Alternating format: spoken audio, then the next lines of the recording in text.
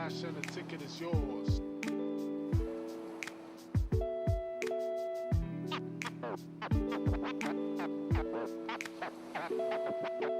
Cash and the ticket is yours.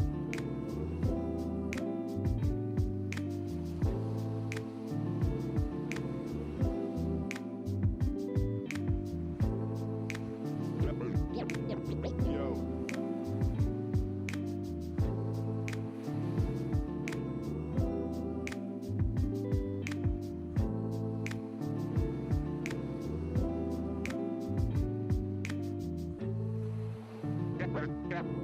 Cash and the ticket is yours. Yours.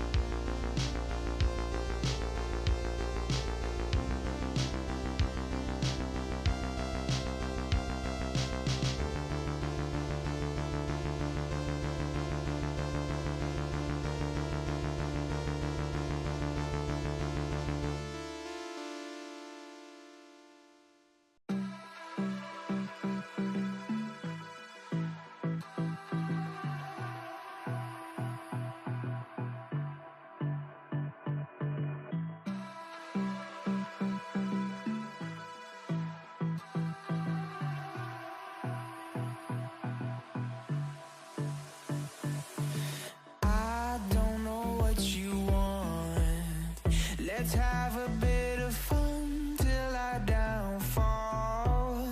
My love, if you feel like I do right now. Hello, ladies and gentlemen, and welcome to the grand finals of the GM tier season. And we do have a banger matchup for you today with the two kind of undisputed top teams of this region. But before we get into that, we have something very special. We have the end of season awards to be announced. I am Egter, joined by Rain today, and we're going to be running you through some of our winners. Yeah, super excited for this. I think that probably the community has really been looking forward to these awards. Lots of nominations in a bunch of different categories. We are going to be able to announce the runner-up and the winner of all of these categories. That we will, and without further ado, obviously everyone's pretty eager. The team's especially going to be eager to know exactly what they got, exactly who's won the awards. This is a complete surprise to all of the teams, all of the players, everything like that. So first of all, we want to start with manager. It's a underrated role on a team, but one which you definitely cannot live without, right? You know, someone has to arrange those scrims, someone has to get all the schedules in order. If you want to be the best team, the absolute backbone of that is someone dealing with the admin stuff, right? Let the players click the heads. You know, they don't need to have brain power trying to, you know, fit in scrims after school. Let someone else deal with all of that. But no, it is a very, very tricky job to do. So without further ado, we can announce first of all our runner-up, which is going to be Ravenge from DYS Budget Approved. So big congratulations to you, Ravenge, for the runner-up on that. Has been fantastic all season. And the winner is going to be Core from Zero Recall. So big congratulations for winning that award. Again, it is a rather understated role, but still quite an important one regardless. Yeah, I agree. Definitely love to see some managers getting a little bit of spotlight here. Like you said, really important to make sure we get a chance to highlight them. Now, as we move over on to our next category, it is also going to be a super important and impactful role for these teams. It's going to be the best coach. And I do have a little note here that we don't actually have a runner-up for this one because we only got one nomination here. So congratulations goes out to Saikoka from EC Menagarmer. Going to be taking home that best coach, maybe the only nomination, but definitely well-deserved if people took the time to put in those nominations. Yeah, for sure, right? Coaching, again, incredibly important, especially with the kind of meta that we've been seeing recently, which is very macro-reliant, right? Individual pop-offs are a lot rarer, so the ability to have a coach for that team that can direct traffic, that can help everything move on as smoothly as possible is going to be absolutely massive. So that goes out to all the people working behind the scenes, of course, and if none of them are available for an interview, then we might as well move on to the players themselves, because we have a lot of players. We have our rookies, we have our MVPs for every single role, and the main MVP, of course. So some of these names might get a little repetitive. Some of these names might show up a couple of times. Spoilers, not spoilers, whatever, right? Runner-up for Rookie of the Season, which means it is their first season playing in CGL. It's going to be Mayo from Zero Recall. Big congratulations over to Mayo. And the winner, also from EC Managama, is going to be Chidoro. So again, big congratulations to both those players for both the runner-up and winning of the Rookie of the Year as well. You know, the ability to get into the game very suddenly, get into a new team and adapt so easily to the format and then put on, you know, some of the best performances, right? Yeah, I really love having a Rookie of the Year or Rookie of the Season award. Really encourages players to kind of get involved with CGL. So yeah, big congratulations to Chodoro for picking up Rookie of the Season this season. Moving on to our role MVPs. So we are going to be starting out with the tank role, holding down the team, making the space, our Tank Role Star Award. So the runner-up for this is going to go over to a 2-pack A Punch from Zero Recall. Big congratulations to them for picking up that runner-up spot. But the main award going, we actually do have the main winner here for interview. Reno, congratulations so much. You have picked up the Tank Role Star Award for Season 16 NA GM or EUGM. Oh, nice. But it was just like, oh yeah, no, it's whatever, man. So, I mean, very simple kind of lowball question. Obviously, in the GM tier, people have voted you to be the MVP tank this season, the best one that there is. How does that feel coming into the finals?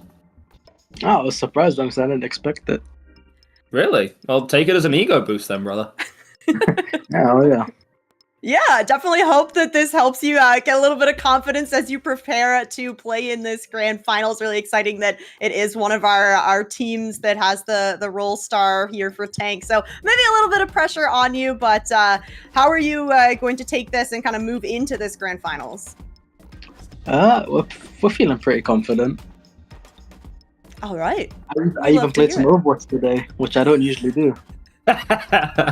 Who would have thought that like you can warm up at the game to get better at it? Yeah, I got some reps in.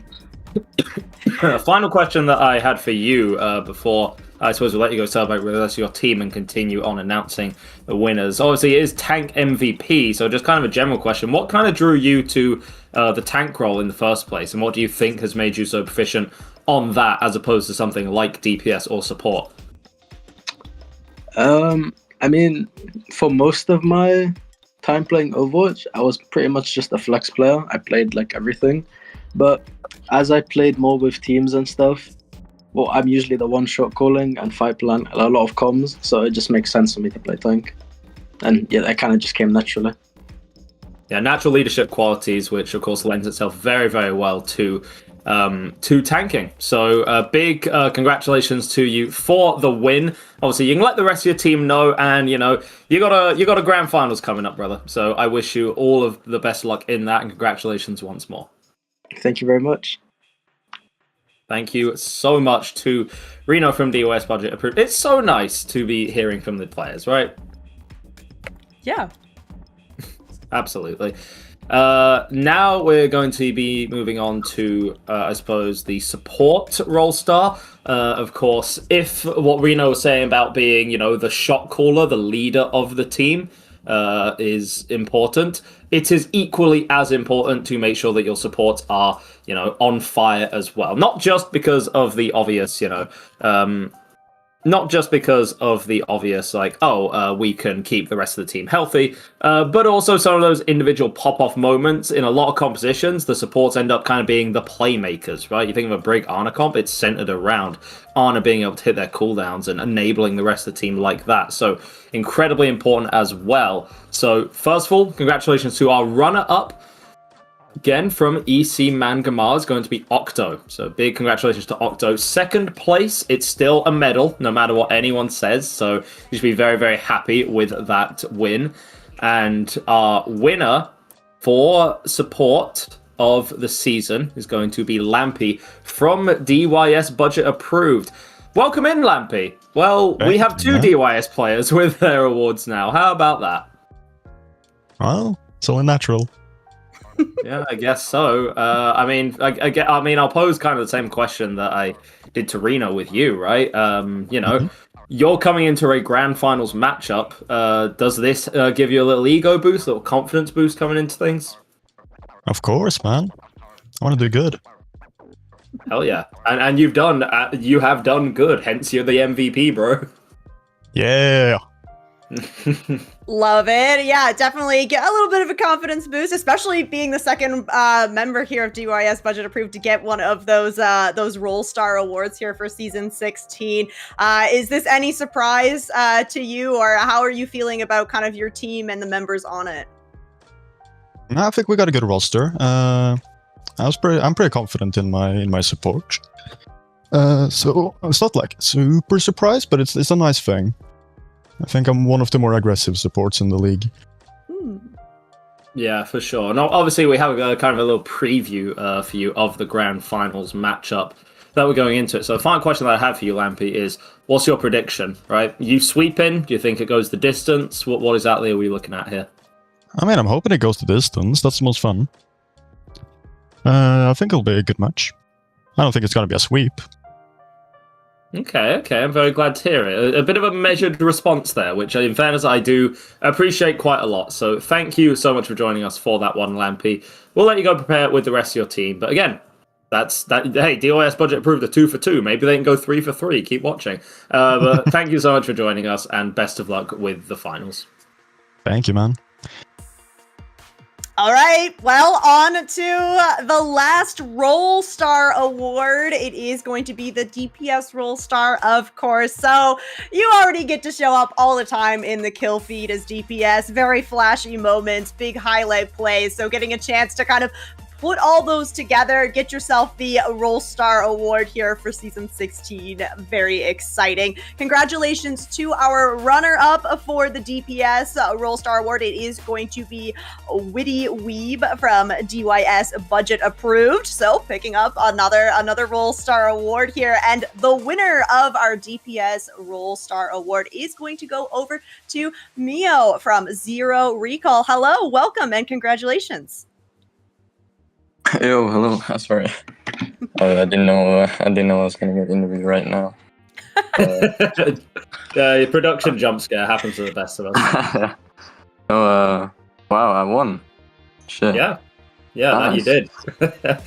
Nice stuff. I mean, hey, so obviously Zero Recall, they've had a very good season. I guess the question I want to say to you, DPS, obviously a pretty flashy role in itself, right? What was it that kind of drew you to playing DPS over something like tank or support? Because obviously we've had the MVPs for tank and support announced, Reno and Lampy, some fantastic players, but what is it that kind of drew you to DPS in the first place? I mean, I've always been fascinated by aiming. Everything that anything that has to do with aim, I really enjoy. And I think with all those DPS heroes, there's like twice as many DPS heroes than tanks and supports. There was so much to choose from. So when I started playing Overwatch, I first fell in love with Hanzo and Genji. So I was like a 9-year-old Genji main. And then... I mean, they are really cool. I get what you mean. Yeah, and then I moved over to more of a hit scan. So I played a lot of Soldier, Sojourn, Widow, Cass, and Ashe.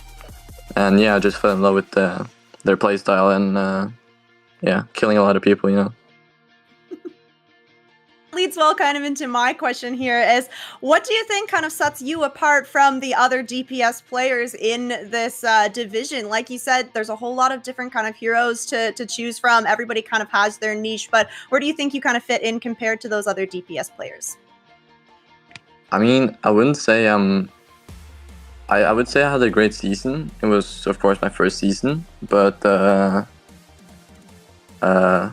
I wouldn't really say I'm the best DPS in the league, but maybe from the new ones, I might be one of the better. I think I've had like a really big progression. I was like low GM from like 3 seasons ago, and now I'm like champ, and I'm like I really progressed though, game-wise and everything else. Yeah, that's what we love to see. It's the constant progression, right? You can only get better over time, and you've clearly done that. Good enough to win an MVP award. Final question I had for you, maybe a bit of a goofier one. If you had to delete any DPS character from the game, which one would it be and why? Venture. Okay, yeah, no, I thought so too. All right, thank you so much for joining us, Leo. We will let you go. We'll let you go off and celebrate now. But congratulations on the big win. Thank you so much. Thank you so much. And yeah, no, I agree. Get rid of Venge from the game. It's hell of a thing. And well, that is all 3 roles that's announced, which means that now we have the MVP award coming up, the best of the best, right? And I mean, who does not want to win this one? You know, the undisputed mark of we are the best in the season. You know, it's a bit of a nice feeling, one must assume. I'm very proud to announce, first of all, our runner-up is going to be Ronan from DYS Budget Approved. So big congratulations to Ronan for that one. Sorry for saying your name wrong all those times, but, you know, happens to the best of us, right? And very proud to announce the winner of the MVP award, the best of the season, which is going to be Mayo again from Zero Recall. Hello again, bro. Are you feeling any different? Wait, 2 MVPs? Yeah, so you got the DPS specific Role Star Award, but you have also won the most valuable player overall. So this was out of every single player that played in this division, all roles inclusive. You came out as the MVP. Wow. I don't know, dude. That's kind of crazy. Just a little bit. Did you have, I mean, a hell of a performance, you're 2 for 2, right? Did you have, I mean, obviously we've just spoken to you, was there anything that you wanted to add, maybe a message for your team or kind of any of the fans or just friends, anyone that's helped you along the way? I mean, there's 2 people that really like helped me, that like gave me a little kick in the butt and like make me push, and it was Percy and Shadow. They helped me a bit with like because I was like stuck in I couldn't progress, I couldn't get better, and I had a talk with them, and I got some really nice advice, and after that I progressed a lot. So I would thank them a lot for a little chat I had with them, and I would thank my team because they're the best teammates I could ever have. They're really nice, and we always support each other, and I think that makes us better and better and better. Oh, yeah, nothing else to add from me. Super sweet to hear you kind of give a heartfelt thanks out to those folks. And a thanks from me as well. I think that everybody here at CGL really appreciates anybody that's putting time and effort into helping players improve and getting a chance to really show it here in our league. So yeah, thank you so much. And congratulations. Again, this is, you should be really proud of this. Thank you so much. Really appreciate it. Thanks to everyone that voted for me. Thank you so much, Maya, for joining us. And we have one more award to give out. Of course, it's all well and good being the MVP, being the best players, of course, but that's not the only thing that we can. But that's not the only thing that we value here at CGL. It's not just the quality of your play. It's not just what you do in game and like your ability, but also just being a nice person, right? You know, your sportsmanship, your conduct, everything that makes the community a phenomenal place to be. And the Fish Award goes to EC Mangamama, specifically Hetyoshi from there. So, sportsmanship of the year. Of course, it was a bit of a tough time through the playoffs. Of course, things didn't exactly go your way. But how does it feel to still be able to get some award out of it, some recognition? Feels amazing, to be honest. Sorry for the back noise. I'm currently driving, so. Okay, please don't crash. Please don't crash. Don't worry. Hands-free mode, hands-free. Yeah. So, wait, I won something. First of all, I'm very confused. Mm-hmm. What did I win? Yeah, so this is the Fish Award for Sportsmanship and Spirit. So this is for the entire team of EC Manganar. So this is a kind of a thank you from us for the conduct throughout the season. Oh, that's amazing, to be honest. I mean, I've really tried to be. I didn't really try, but like, kind of nice to get this, to be honest. I think I was a good manager through all the rough times within the team because of what kind of happened with us. So a lot to deal with for me personally. To keep the team even like alive and kicking and to keep going was not the easiest, but yeah, I'm really grateful and happy actually that I was surprised when I got a message from Fish. I didn't really know what it was for, nor did I get an explanation. So I said to myself, I'll just show up to the stream anyway to see what's happening. I didn't know there was a stream today, but yeah. Yeah, Amazing. well, yeah, no, it's absolutely fantastic to be winning something. You're on the road. We don't want to keep you for any longer than we need to. But big congratulations for the win. It's glad to have a team with such a positive spirit, keeping the community happy and healthy. And best of luck in your future CGL seasons. We do hope to see you again soon. Yeah, next year you'll definitely see my team again, and just us in general, to be honest. So I'm looking forward to it because CGL is like we love it as the team, and just in general, I love what you guys are doing here. So yeah. Right, well, thank you so much for joining us, and we'll let you get back to whatever you were doing. Again, please don't crash. No, don't worry, bro. I parked. Hey, let's go. Okay. Yeah, I'm a professional driver. I told you, man. Trust me, bro. I put myself to the side of the road. Safety first, guys. Everyone in the stream always safety first. Safety first, guys. Do remember that. Thank you so much. We are going to be sending over to a quick break. Of course, congratulations to everyone who won their awards and all the runners-up as well, and everyone that we've been able to have interviewed for their awards. But Don't go anywhere because we have a winner to decide. Bliss Excelsior versus DYS Budget Approved in the grand finals of the GM tier. Don't go anywhere. We will be back shortly.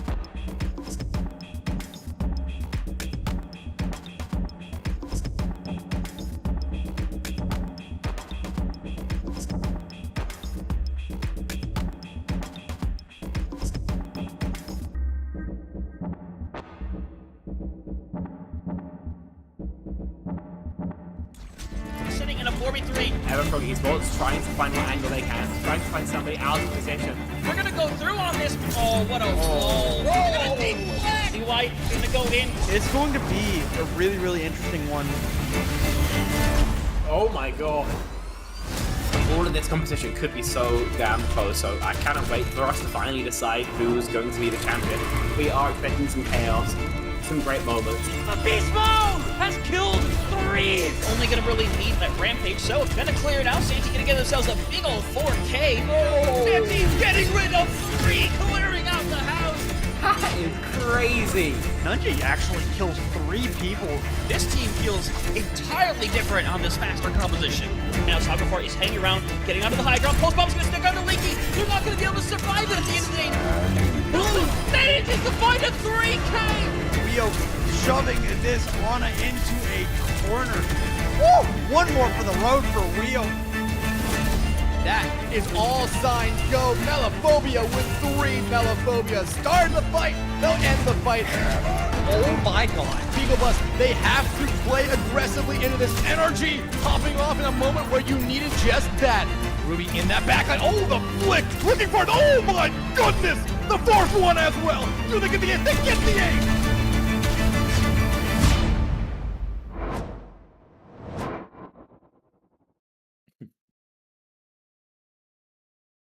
Well, you heard about the awards, you heard about some of the winners, but at the end of the day, there can only be one victor. There can only be one top team in Season 16, and that's what we're here to decide today. I'm Egda, joined by Rain, DYS Budget Approved versus Bliss Excelsior. The players are ready, we're ready. Let's just cut to the chase. Both of these teams want to prove right now that they are the best. Yeah, and I mean, this is a rematch of that upper bracket. So it was DYS Budget Approved that sent Bliss Excelsior down into that lower bracket. So we are getting the rematch here. Bliss is looking for a little bit of revenge. And I took a look at some of the matches played previously. And interestingly, this is actually going to be a tiebreaker for these two teams. Both have gone up against each other 4 times, 2 wins apiece. So this is the deciding factor in multiple different ways. Yeah, right. Like, I mean, you're looking at winning the title. You're looking at finally getting the better of the opponent. You're looking at asserting dominance, basically. It's a hell of a thing that all of these teams and players are trying to prove right now. And while we're on the topic, let's talk about the teams themselves, right? Might as well begin with DYS budget approved. An absolutely all-star roster. Of course, they have several of the recent MVP winners and runners-up on their roster. You know, players like Ronan, players like Reno, players like Lampy. They also have the best picture in CGL, but that's just my own personal thing. Really a team which is phenomenal on all levels, but I would say is massively led by Ronan on that Tracer. Tracer did get the changes not too long ago to Fall Off. She's no longer a must pick, right? You know, you're always going to benefit from having a good Tracer on the team. But Ronan, again, like one of the most lethal Trace players that we have in all of CGL. Maybe that character not being as good could cause some problems for DYS budget approved. Of course, not many problems just the other week against Bliss Excelsior. They tidied them up in 3-0 fashion. But it's as you said, it's a complete coin flip as to which of these teams are going to win on any given day. Yeah, exactly. So, all right, we got to see DY's budget-approved roster, a bunch of those kind of Roll Star winners and runner-ups. Let's take a look over at this Bliss Excelsior team, this roster coming up against DYS, budget-approved. Not quite as many players signed to the roster, but they all still pack a punch here. Arrow, Percy on those DPS roles to start, Poar the tank, and the support line rounding out Ichibino online and Tarkalen. So, excited to see this team. We did get that 3-0 in the last matchup, but I mean, we even heard just from our interviewees here, DYS budget approved is expecting this to be a pretty close series, not underestimating this Bliss Excelsior team, and I don't think that anybody watching this should underestimate them either. Yeah, Power was in fact on my plane back from Stockholm yesterday, so I'm going to assume that he got home all right. We love our little night tube and bus adventures, but yeah, no, Bliss Excelsior, fantastic team. I would say that Power is probably one to watch here, but every single member, I couldn't even say that one necessarily draws ahead of all of the others. I think it's just a very well put together squad, maybe not having quite as much an individual flashiness and raw star power that we saw from DYS budget approved, but more than making up for it with their team play and their overall execution. Yeah, and all right, we've gotten to take a little look at our teams. We, of course, are going to be having map selection happening. DYS budget approve is going to be the ones that get to select where we go for our first map, and they are going to be taking us over to the control map of Lijiang Tower. It's the default option, right? The fact that LCS finals didn't have Lijiang in the map pool maybe a bit cringe, but that's something else to be said entirely. Lijiang going to be a map which both these teams are more than comfortable on. It favors quite a few styles depending on the sub point. You can either get into those close quarters battle with the Ram, who recently has been making quite a big resurgence. Of course, the story of Ram's demise were clearly greatly exaggerated recently. Got some changes to put him back into a meta spot should the teams wish to run them. Likely the Wrecking Ball, which has been favored quite a lot, going to fall a bit out of favor. It turns out that if you give that character 100 less armor, then yeah, they're surprisingly squishy.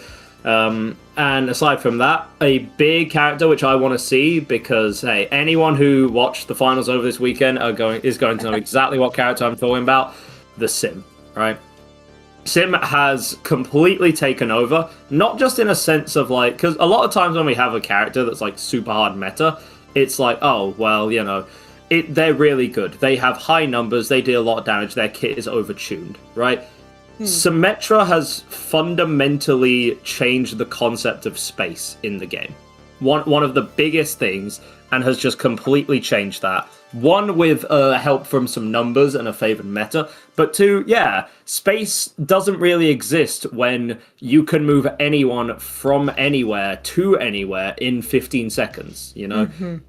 It's a hell of a thing. It's clear that even some of the best teams in the world still haven't exactly figured out how to deal with that. The fact that, you know, you have one unit in two places at the same time. The flexibility of the TP, whether you use it for, you know, big 5-man TPs onto the backline, you use it to just for the sim to get an angle, or you use it, maybe put like a Lucio and a Sojourn like through that TP. You know, I would be interested if we did see a lot of that, but this is all just rumor. This is all just hearsay. First man that's coming out is Lucio, a very interesting one for Bliss Excelsior here. I feel like I've been seeing the Lucio ban on this first map more and more and more, and teams are able to just kind of take that out of the mix on Lijiang Tower, because like you said, it's the default map. This is where we keep ending up here. Taking the Lucio out of the mix is going to not only make the pace a little bit slower for these teams, take that rush composition kind of out of the mix here. Yeah, you can sub in the Juno, but it's not going to have the same impact. But I think also Lucio, especially on Lijiang Tower, having that option to kind of get those environmental kills has absolutely been a game changer in a lot of these matchups, especially you have that perk where you're going to get a little bit more of a distance here. And the ban from DYS coming through, they are going to be taking the Cassidy out of the mix. Okay, so I can hazard a guess that we're going to see styles a little slower from both these teams. Of course, not having Lucio speed means that either you select a Juno or you could take yourself with something like a Kiri Wu Yang backline. Something which can slow the game down a bit, poke out a bit more. Cassidy is also in a pretty decent spot right now.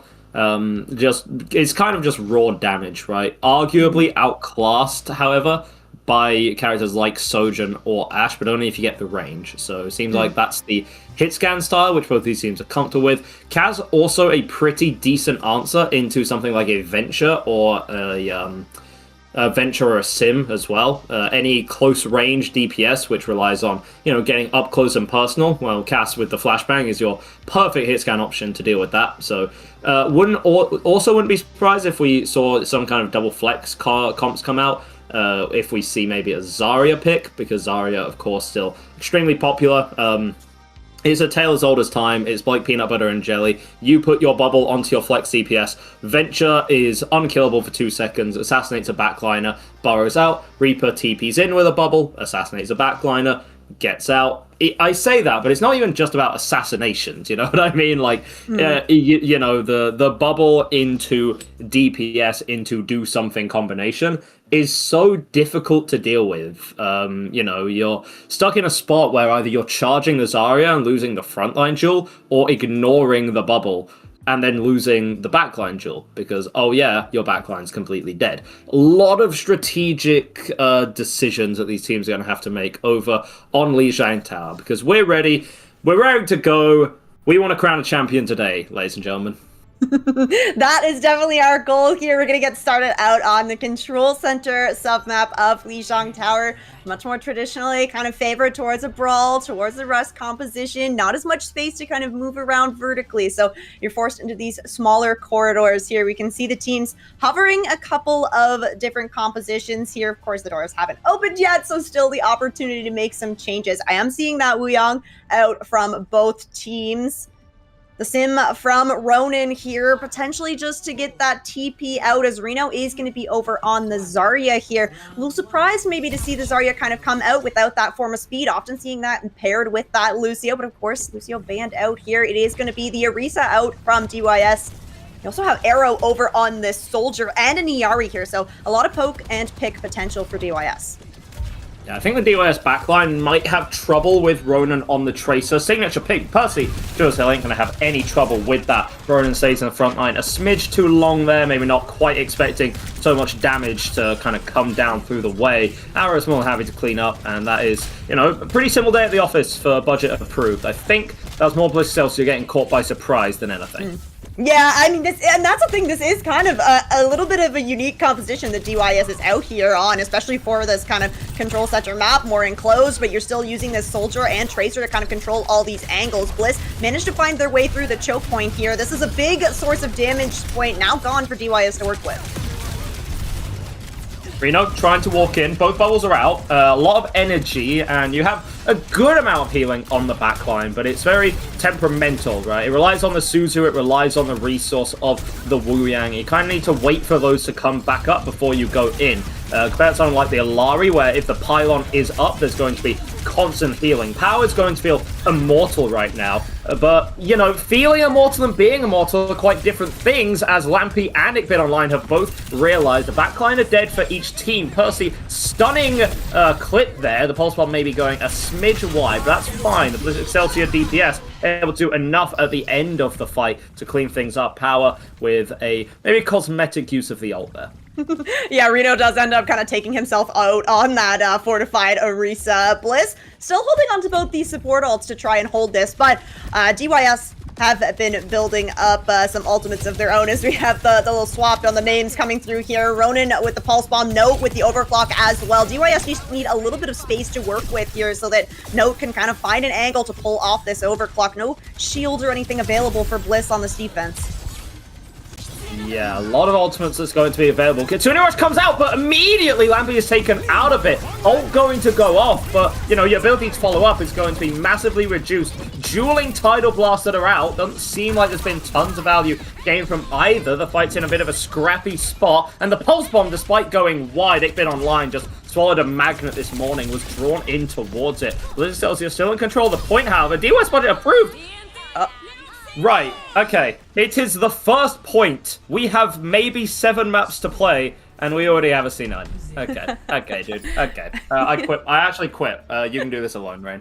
I fear that's not a great idea. Bliss, though, I mean, once they were in control of Control Center, just not even really allowing DYS to get a... They didn't get a flip at all, 100% to 0 there. This Orisa from Power, I don't think that he actually died. I'm pretty sure that Bliss kept that tank alive through the entire sub point there, and really just making your presence known, making it very difficult for DYS to try and find their way into the point. You have to get through this front line of the Orisa, and with Reno on the Zarya, although you can kind of melt through that the spin, it's just not enough to kind of find those limbs. As this is going to be a swap up here. DYS is going to have Reno move over onto this Wrecking Ball instead, otherwise keeping this similar composition here. So DYS need to be very, very careful about kind of trying to find these angles against Bliss, where you do have the Tracer and the Soldier that are going to be able to essentially just kind of live on their own. Yeah, an Arrow immediately getting taken down. Despite, I mean, look, despite the ability to sprint, Soldier doesn't have the mobility or the self-sustain to really live through a hit like that. So early 4v5 already for budget approved, but now 4v4. The problem here is DYS budget approved. They are on a timer. Bliss Excelsior have much better point control with the Alari and the Orisa, but they've had a very good early fight. They were able to secure the picks they needed. Control of the point. It's going to be really tough for Bliss Excelsior to actually move back there to take the space. Yeah, we can see that budget approved is looking to just kind of hold up on this high ground. Really nice initial hit onto Arrow on that Soldier. You see somebody that's split out, you go for the engage, you clap, and you find the kill. Poar is going to move over onto the Diva now, looking to have a little bit more mobility in this tank line, and you're going to be able to have this defense matrix, which is going to be able to peel a little bit for your supports and for your squishies to try and save them from this dive. Percy just dragging a little bit of attention on the objective. Arrow, again, stuck out on an angle, and it seems like both of these tanks have found their mark. Arguably, however, the pick on the Kiri going to be far more impactful than the pick onto the Soldier. 3v4 situation now that DYS have to deal with. We try and boot Power off the map. Would have been a cheeky one, but Power responds right back, forcing the slam out of Reno just to stay on, but the pressure onto the backline has been good. Fantastic Diva swap from Bliss Excelsior has changed the tempo of this point. All right, that is the flip here for Bliss. Nice little 42% on the board here for budget. You do have the mines to come back into this and that Pulse Bomb. Building up to these support ults as well. If budget approved can take a little bit of a longer fight here, you're going to have a whole lot to work with. But the longer that fight goes on, the better the ults are going to be for Bliss as well. But starting out with, I think, the mines straight onto the point. I mean, budget's trying to take control of this. Yeah, I mean, they're trying to draw attention, right? You cannot ignore the point, and when the mines are on the point, it's going to be tricky to deal with them. Solo Captive Sun comes out, immediately Suzu'd up, so not much value gained with that by Tark. Actually, all the explosives today doing a whole lot of nothing. Note actually walks into the back lines, able to find Percy on the Tracer, and then get through, threading the needle onto Arrow before Power finds him back. We have another bomb on the point just to buy some space here. The DYS budget approved do have the slight numbers advantage for now, however. Power was taken out before they were able to remech with that Diva bomb. Bliss did a good job of initially just kind of ignoring those mines on the point from Reno, allowing some percentage to be gained, but not the flip totally coming over. But then you end up getting split here, and that's when this Wrecking Ball composition is really going to be able to kind of tear your team apart. You still have ults to work with here for Bliss, this Tidal Blast and the Visor, but it's going to be hard to get value from the Tac Visor. You don't have all this open space, and the fight is happening on the point. Horrible crosshair, by the way. That's a really early Kitsu, and I mean, I was gonna say I feel like it can just be kited, but Ronan utilizes the brief window of opportunity, take a 1v1 with Percy, take them out. Power able to come right back in to get another DPS 4v4 situation for the time being, and Percy swapped over to the Pharah. Arrow is now playing like a Tracer. And, you know, Ronan showing, yeah, Tracer is just better at that specifically. There was a Tidal Blast that came out from 8-Bit Online. It seems that the Excelsior were able to utilize the value from that to regain control of the objective. It's like a pendulum. These teams are swinging back and forth. Yeah, DYS, though, definitely in their favor now. 92%, you just have to win one more fight here. Those mines from Reno available once again, and this Tidal Blast as well. Percy has moved over onto the Pharah here, trying to get a little bit more of this poke damage, a little bit more survivability in the sky here, but this is going to be a little bit tricky to kind of find the damage, especially with the fight on point.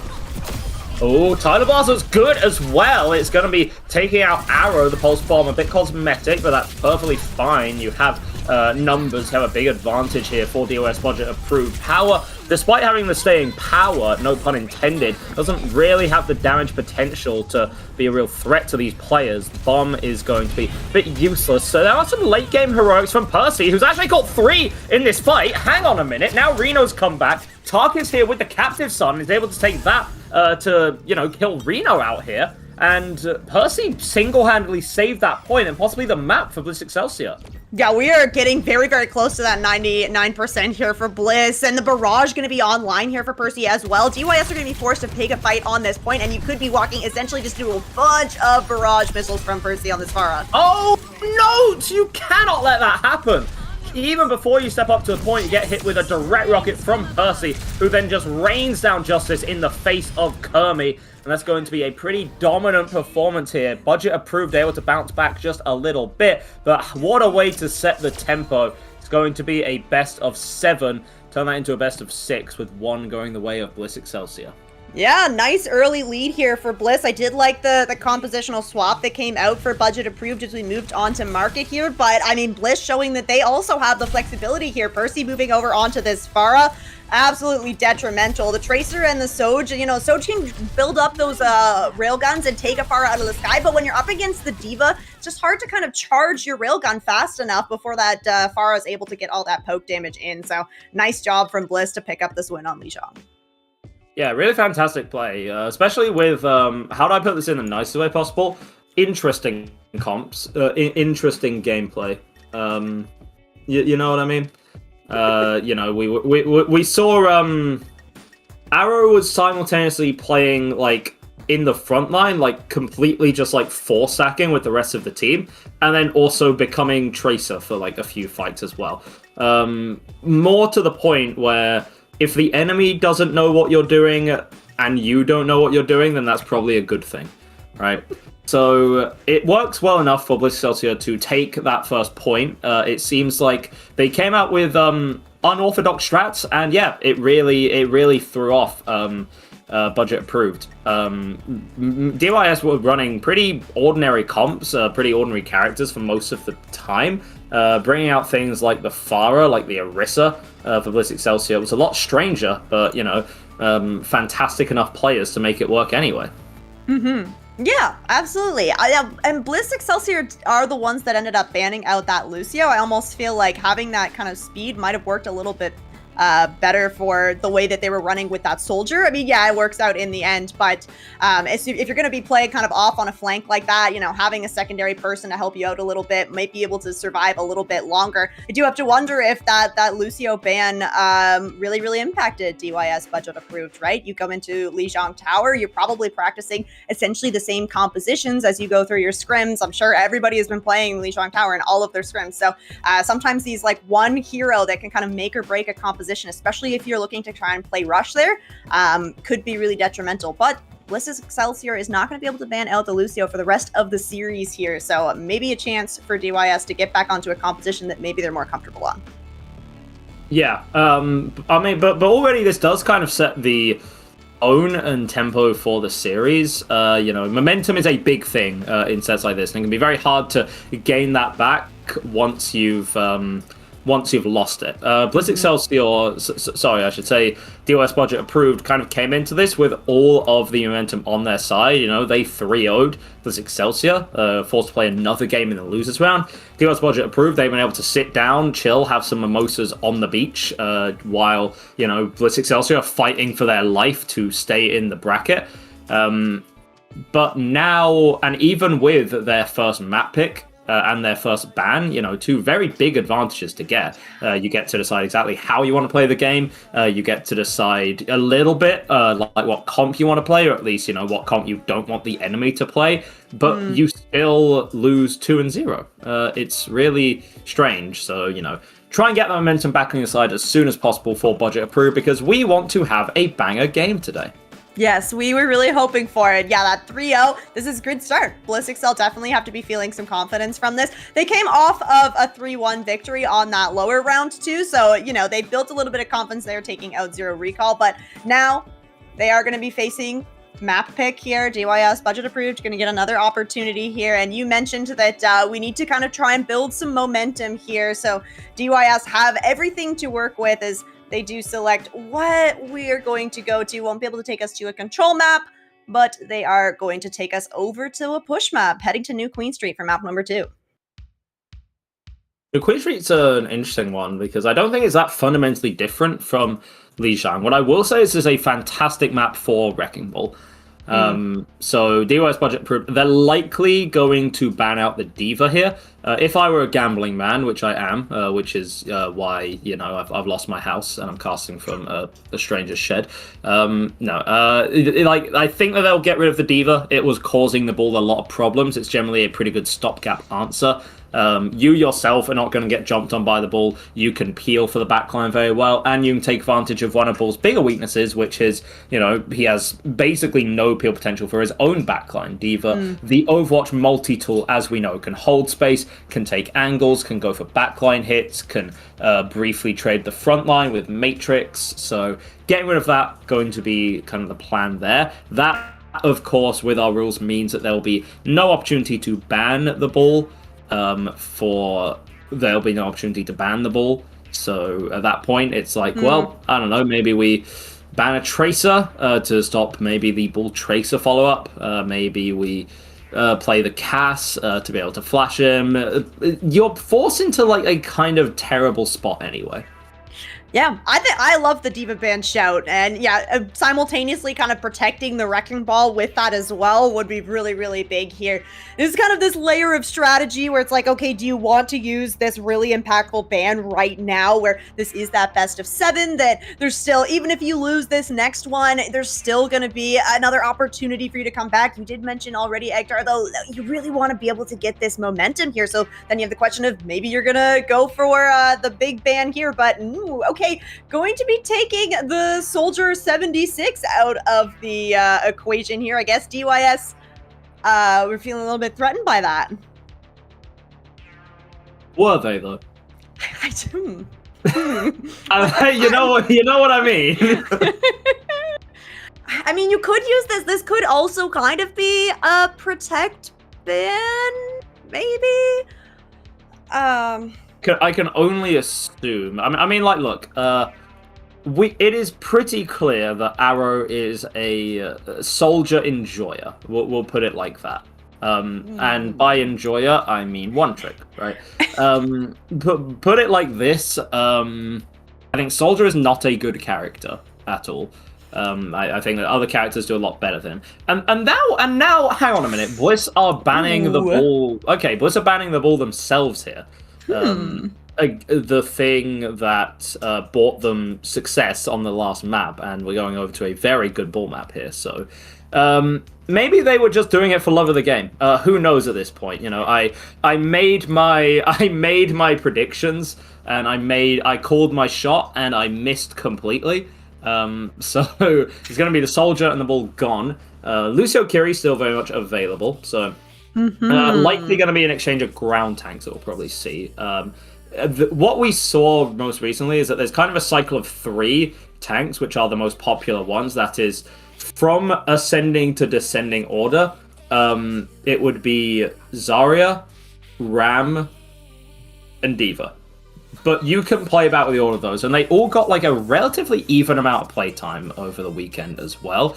I think the Zarya is going to be a comfortable starter for these teams, mostly because, you know, it's been popular for so long, whereas Ram has only recently come back into the meta.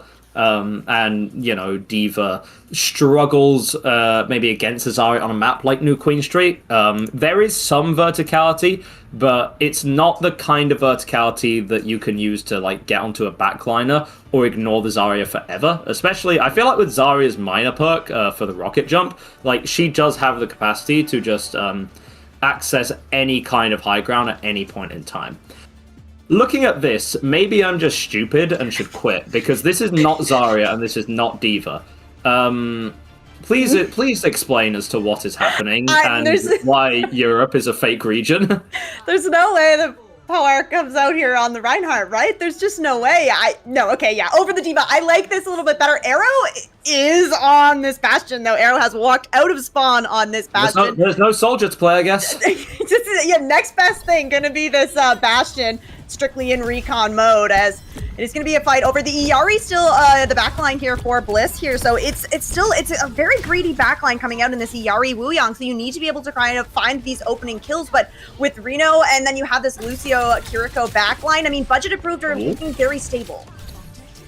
Yeah, both these traces force use recall, so it's going to be a bit of a reset over of the angle over on that side. Seems like the US budget approved looking to make their move, and Kermi certainly makes a move onto Tark, gets them off of the map. So instant 4v5 situation going to be forced. Bliss Excelsior have a comp where, you know, they can hold space well, but they can't really retake it. So they're just going to have to get back to their side of the map and sit there and wait until their Illari can return.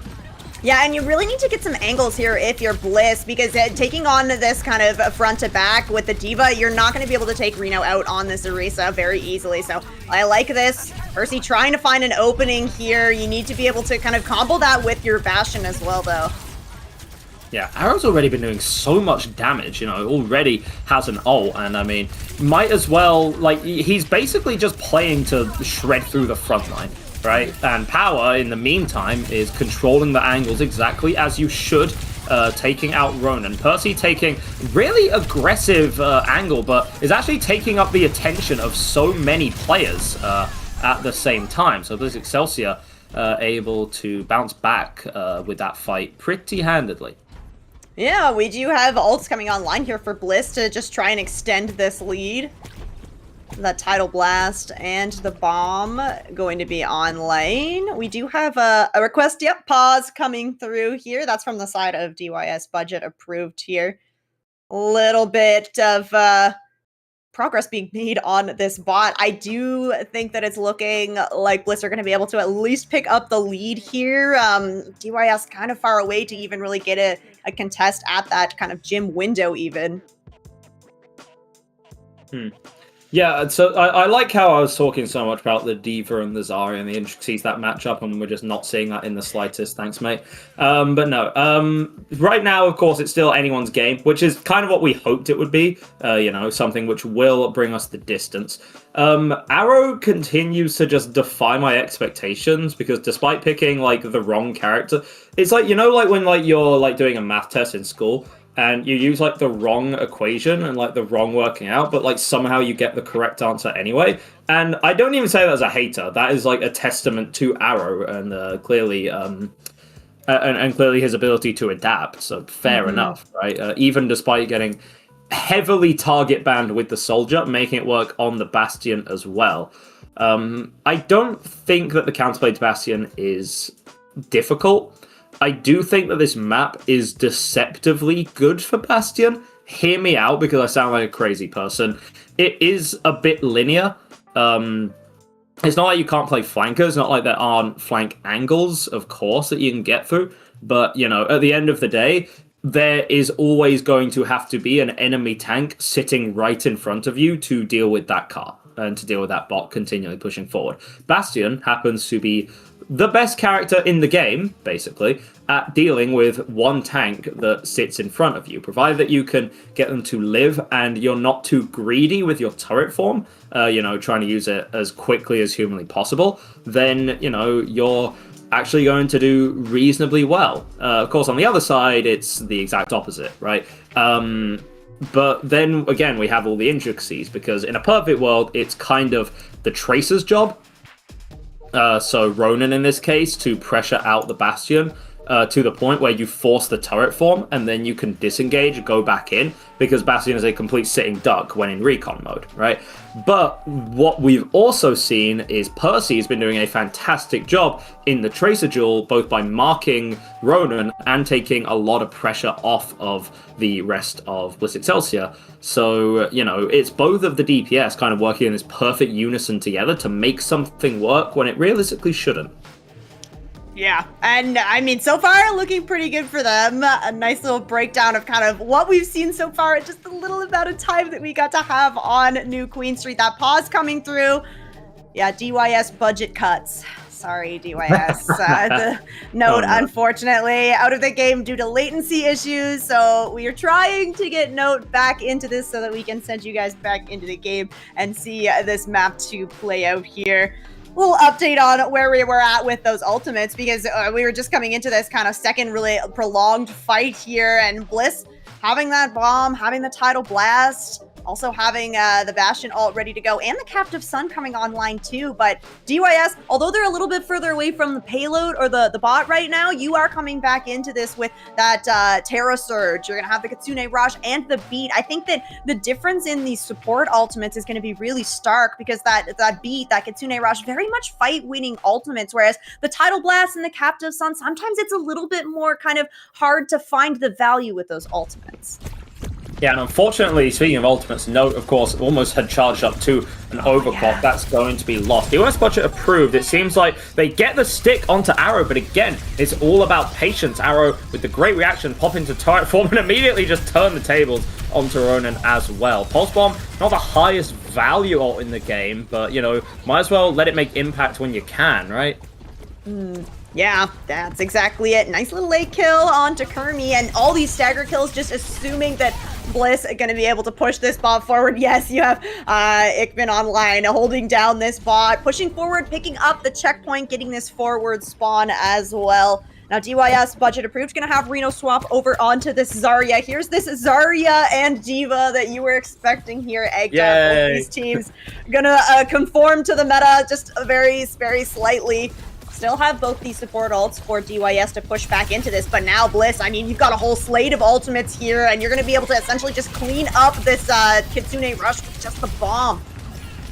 Yeah, and Power's playstyle changes so much here, you know. Reno, honestly, this is a really good adaptation, but also a good adaptation is Tidal Blast onto Power, able to go in, Lampy is dead, Reno's eventually able to, you know, get rid of the Bastion, the alpha threat, but Bastion comps are so weird because the Bastion demands so much attention and so many resources. You often forget that there are still 4 other players on the enemy team more than capable of taking you down. Reno still surviving here with a sliver of HP. Sound barrier neatly timed to deny a lot of the value from that Captive Sun. Healing is required and it is needed imminently. Fortunately for them, Lampy has signed Amazon Express delivery with those Afuda from a distance. So everything's reset for now, but forward spawns have been obtained for Bliss Excelsior.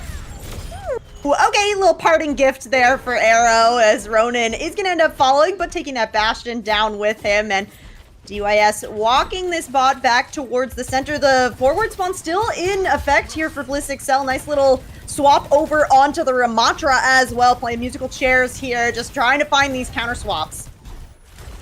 Ooh, but how about that, right? Any kind of thought about macro or ult goes out the window when Lampy's able to land some beautiful shots there. 4v4 now, it's been online, winning the backline duel, but Reno ends up threading the needle with a right click through onto Arrow. Bliss Excelsior, they have reset their comp a little bit. Of course, they have power on the Ramatra. DYS still have the grab to work with. Power's going to be survivable, at least for the time, but eventually Nemesis form is going to wear off. And now DYS are getting very close to forward spawns of their own, basically trying to neuter the early game advantage that Bliss Excelsior got themselves. Yeah, looking good for them to pick up this checkpoint of their own. Still walking this bot forward. Nice late kill onto Ikbin online. That Wuyang going to be able to fight a little bit longer. Going to be really hard for Tark to keep everybody alive here on Bliss Excel, because having this Wuyang Iari backline, Power's going to have to be playing very, very careful on this Ramatra. You're going to have to basically time your cooldowns perfectly to try and stay in these fights as long as possible. And you just have this artillery strike from Arrow coming online. Budget approved, have so much to work with here, and the checkpoint. Yeah, note from downtown, 8 HP in a dream, slides in on 8 HP? What are you doing, Note? And you get immediately taken down by Arrow, who then rains hell and fury on the members of DYS Budget Approved. And Bliss Excelsior able to recover. Remember, they still have the lead. All they care about is just pushing this bot further and further back. If they do lose a fight, they can do that, just slowly, right? All the pressure is on DYS right now. Bliss Excelsior are relatively content. Expensive fight for DYS to not come out on top of. That Kitsune Raj and the overclock gone. You do still have this grab from Reno, and with Ronin having the pulse bomb, you might be able to find a combo here, assuming that you don't just get power in that Graviton Surge. We do have the Tidal Blast from Ikbin online, potentially kind of a little bit of a counter for this if you can get it onto whoever's in that Gravitic Flux, but you gotta use one of these ults here if you're DYS, because you really need to win this fight and stop the bleeding. Yeah, and you can see Bliss Excelsior know about the grab, you know, they're playing a bit split, they have power up ahead, they're trying to really aggressively pressure Reno. Sound Barrier actually forced out early to try and counteract the Captive Sun from Tark, but it doesn't actually do anything, and we have another DYS Budget Approved fight where, you know, they had a Grav Pulse combo, but they didn't use it. They waited too long, and they got outlapped by Bliss Excelsior. Yeah, Bliss has just been doing such a great job of kind of going first in these fights, opening with an ultimate. It's DYS that's having to respond, using that beat, not connecting onto the DPS here, and now, I mean, you have the Annihilation for potentially what could be the last fight here for Bliss. Yeah, Grab comes in, it is solo, but we actually have a Tidal Blast that's going to allow Arrow to live. Combine that with the perk, giving you all of the HP during Artillery Strike. You turn that Bastion into an unkillable demon, and all of this Excelsior feeling very demonic right now as they run this one all the way through. Ronan going to be able to get some last-minute stall at this point. It's just trickling onto the point for DYS Budget Approved. Power makes everyone suffer as he had. Bliss Excelsior go 2-0 up. Remember what I said about momentum earlier, Rain. It seems to all be on the side of Bliss right now. Yeah, I think also coming into this second map being a push map, really like showing that momentum on the screen here. Once they kind of got back in control of this, unfortunately, DYS just not really able to respond to this aggression. The Ramatra swap coming through, really the nail in the coffin here for DYS on this new Queen Street map. And Bliss now up 2-0. Not quite the end of the line here for DYS. There is still that chance to come back in this best of 7, but right now something needs to give because Bliss looks like they might just run away with this. Yeah, right. And even with what I thought was some very confusing picks and bans, even with DYS specifically target banning Arrow's like specialist character in the Soldier, it simply wasn't enough. And Bliss Excelsior still put on a pretty dominant, pretty one-sided performance. I think Bliss Excelsior are playing fantastically right now. It's clear that they're backline style, you know, their greedy backline, you know, Wu Yang Alari is working out surprisingly well for them. Power's putting in an absolute clinic on the tank role. The DPS are doing everything they need to and more. Arrow is making a Bastion look, you know, unkillable in Big 25. But also, you have to commend the rest of the team for allowing that to work. I think that final fight, Exempt fight, at the best, there was a solo grab onto him, and we invest just a tidal blast onto our one Bastion. Like, where is that guy going to get any stuns? Nowhere, bro. It's a Bastion. He's a lump of metal. He can't move. But it doesn't matter at the end of the day, because all that support allowed an artillery strike to get off, allowed the aggression to come through. Bliss also just playing at a much higher tempo. You know, DYS, I would like to put, kind of point attention to the grav from Reno, right? Where was the grav, chat? Where was it? Like, you know, holding on to it for what felt like until Overwatch 4 came out, and we just kind of never used it until it was far too late. Whereas, you know, there was kind of no hesitation from Bliss Excelsior like that, you know, where they had one ultimate, where they had 5 ultimates. They were more than confident and more than willing to just let them loose and to, you know, win the fight first and then ask questions later.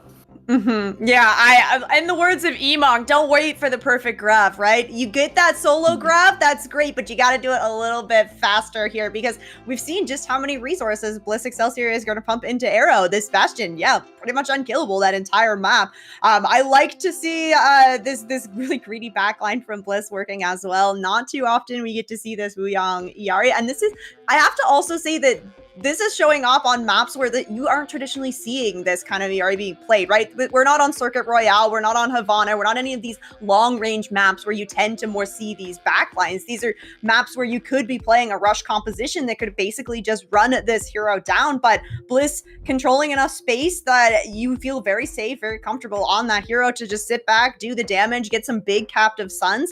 I do have to give praise to DYS, always having that beat pretty much ready to go, but the damage is still going to be there, and Bliss doing a great job kind of following up on these ultimates that are being used. You're not just getting the elims from the ultimate itself, you're using the space that's created from these ultimates to find the kills in other ways.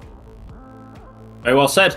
We do have our third map picked from DYS, of course. You know, you go down one map, okay, fine, it's whatever, it's one map, you know. They have to win 3 more, it's not that big a deal. You lose 2 maps, ooh, okay, now things are starting to get a bit dicey.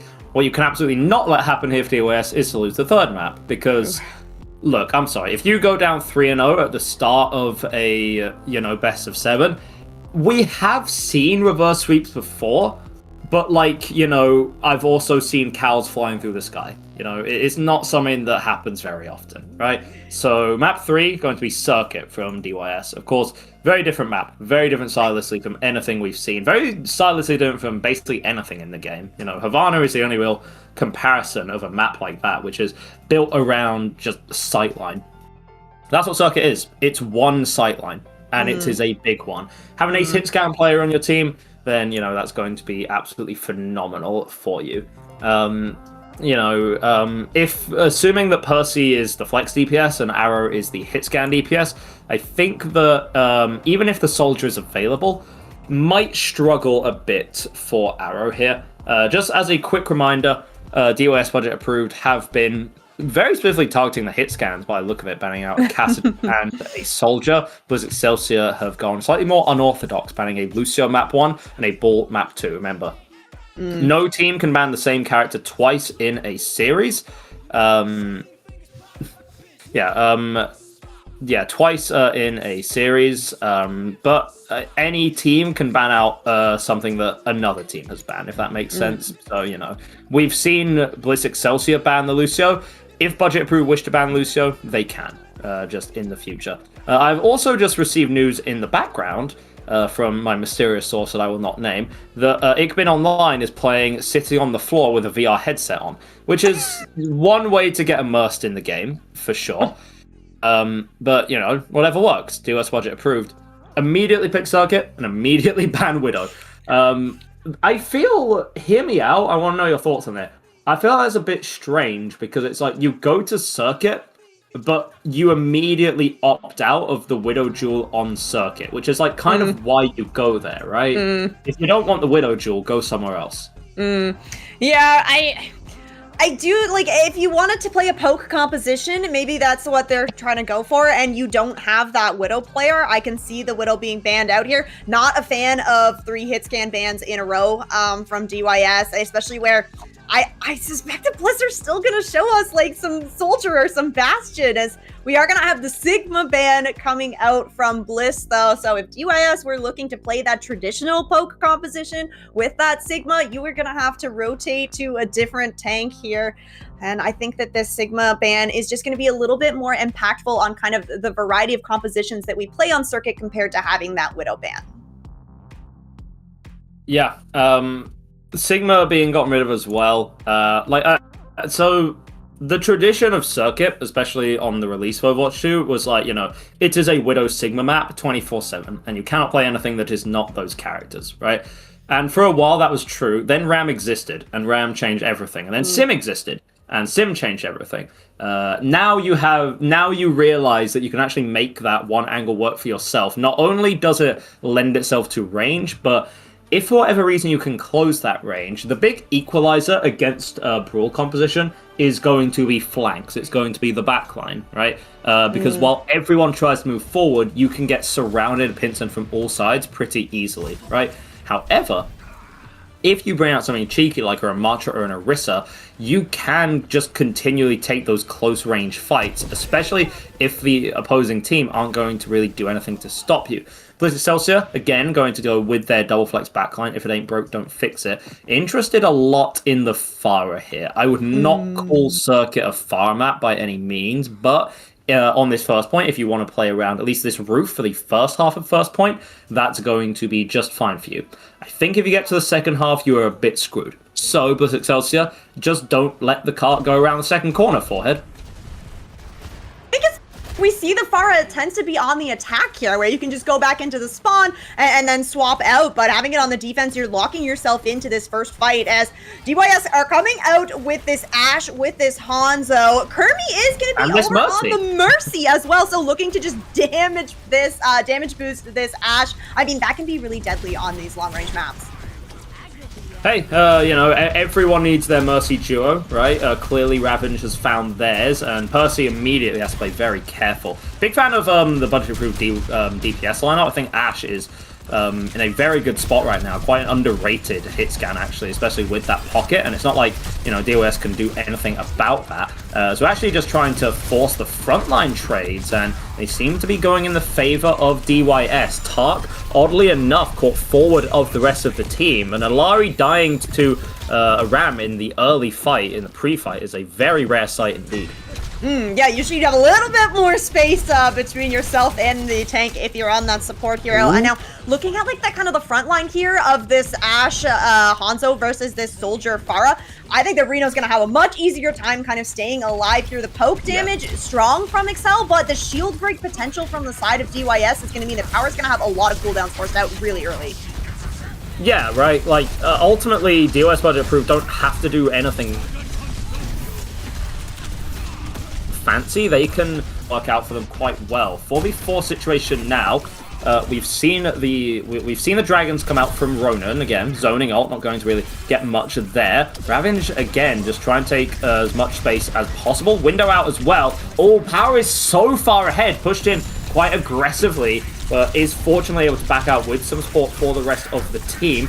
Now Reno is going to come in, getting awful close to this annihilation. Power again having just a no-good, awful time. And we see the Captive Sun come in, but it's comboed up with the Barrage. Are we able to get more kills than just Lampy?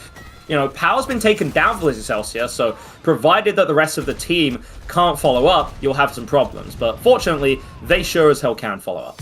Yeah, and we see a little swap here as Power is going to move over onto that Orisa off of the Ramatra. This is a really good place for Bliss Excel to stabilize here, because now you're going to have this high ground to work with. It's going to be easier for Arrow and Percy to find this incoming damage, because although you have the shields with Reno, because you're not on that Sigma, you're not going to be able to easily put that up onto the high ground to allow the rest of Budget Approved to kind of walk through, and there's no speed here, so everybody's going to just be walking at a regular pace as they try to just avoid this damage.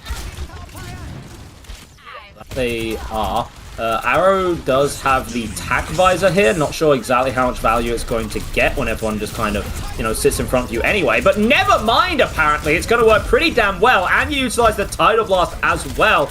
Able to stun out Kermie, but not before they're able to get the res onto Lampy. Doesn't matter, however.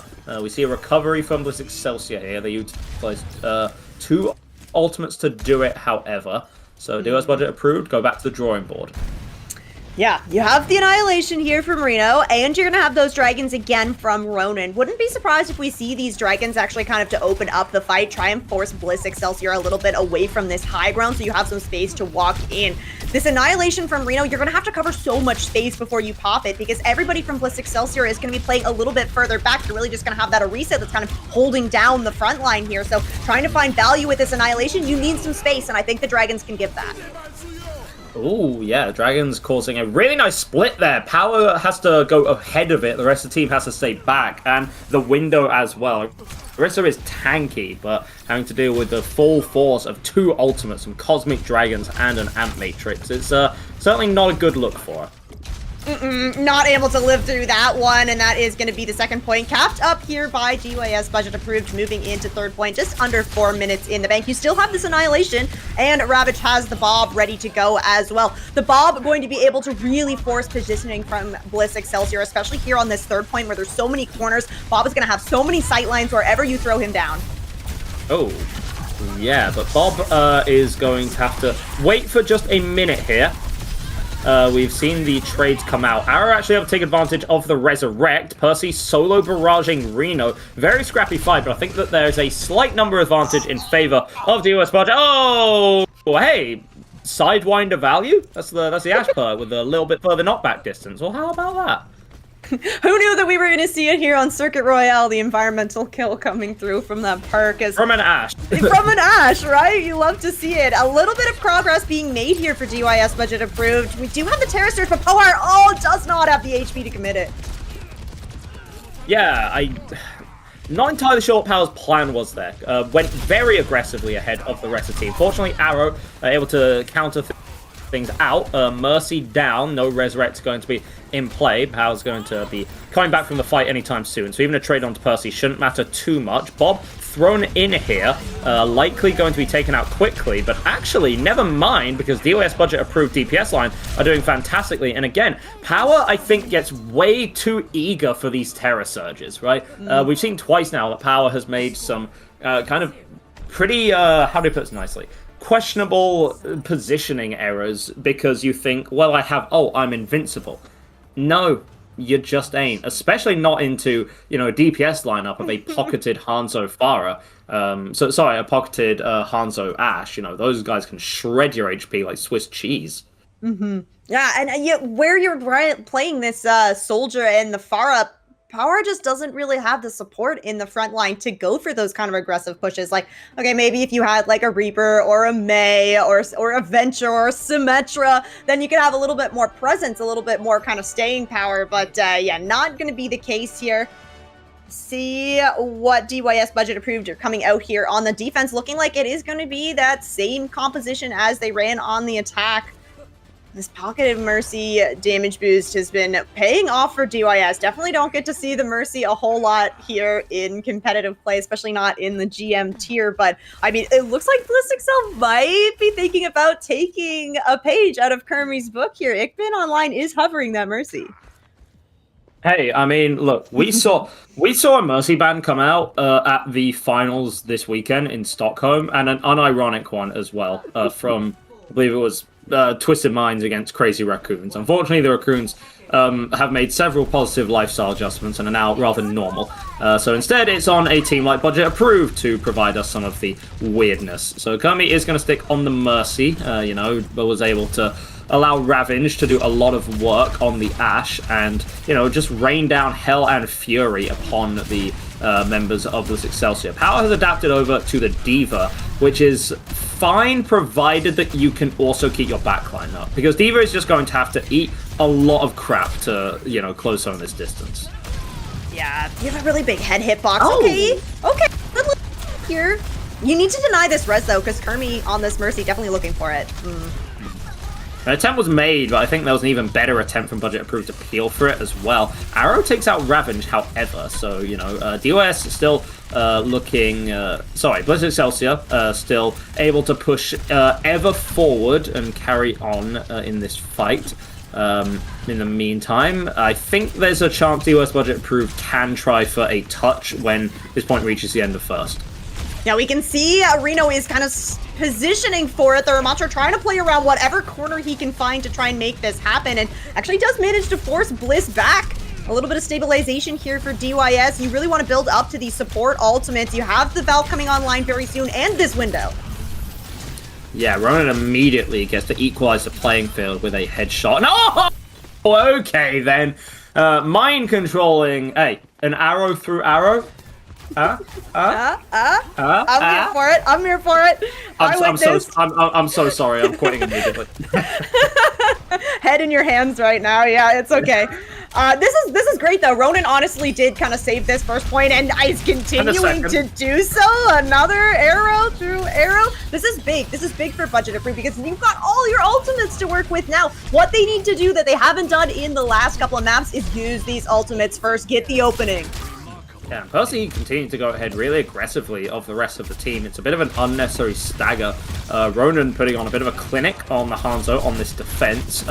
If you know, Hanzo's greatest strength is the ability to just slow the game down. If you can keep it that way, you know, you can just fire into a mass of people. Eventually, you will find something. Unfortunately, that something can eventually find you back. Percy, optimistic barrage there, but Lampy's lamp does get taken out, and Bliss Excelsior able to get a key pick onto Ravenge. We actually used the window latter end there. Percy fell to 17 HP there, and a dream, but Bliss Excelsior can wait this out.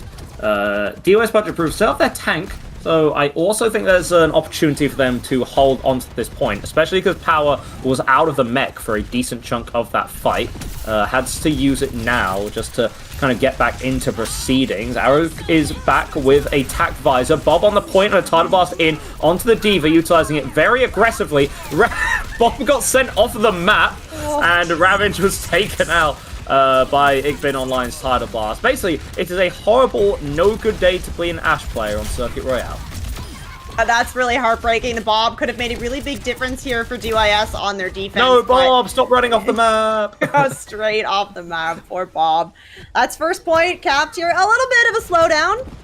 A little bit of a defense put up there by DYS Budget Approved, but Bliss managing to break through that. 3 minutes.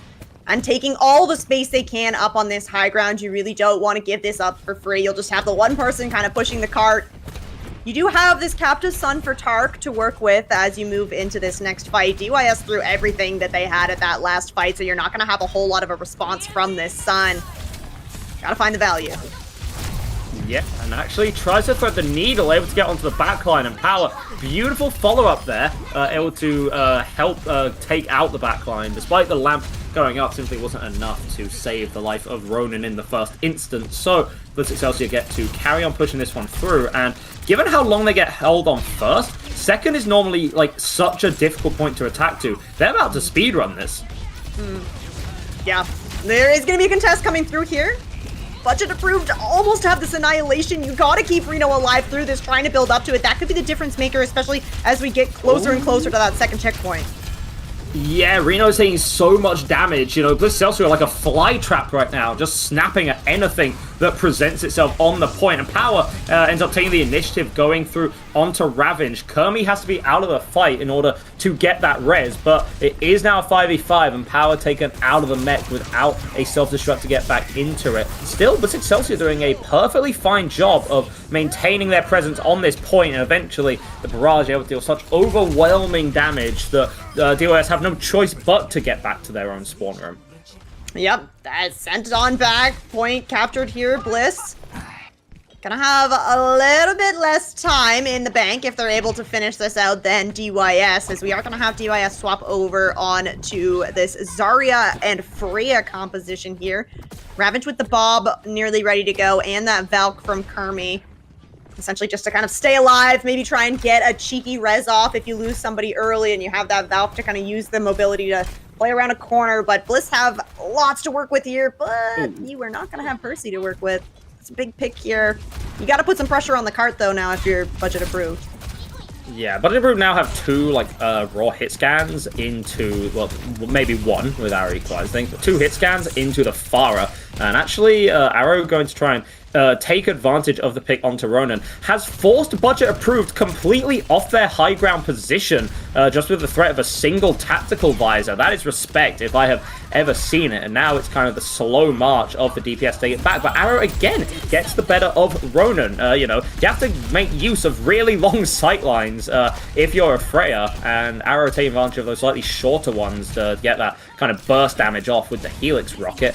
Bob on the point from Ravage has been completely weighted out by Bliss Excelsior. Now they have plenty of tools that they can go in with. Tidal Blast onto power would be a very simple yet effective play that we have already seen, and it's good enough to immediately take the Lampy down. Then we get the Captive Sun onto the backliners too. Everything looks to be in order for Bliss Excelsior. Despite DYS's dominant attack round, Bliss Excelsior have fired back with one of their own. Yeah, and I'm impressive making that work. Arrow and Percy were playing on essentially the same angle through that entire kind of last corner of circuit. Typically, you wouldn't really want to have your DPS doing that, but they had that on such a lock that everybody from DYS was just kind of forced to play into these really awkward angles out in the open, where the rest of Bliss Excel is just waiting to kind of clean up, find those kills, and really doing a good job kind of following up on each other. I think that seeing the positioning being forced from DYS and then seeing Bliss kind of capitalizing on that, it's a really like a heads up play for them to be able to force DYS into these positions. So not going to have as much time in the bank as DYS, but Bliss do manage to finish out Circuit. So that is a very, very good start for them here. They do have that lesser time, so Bliss Excelsior is going to be on the attack first.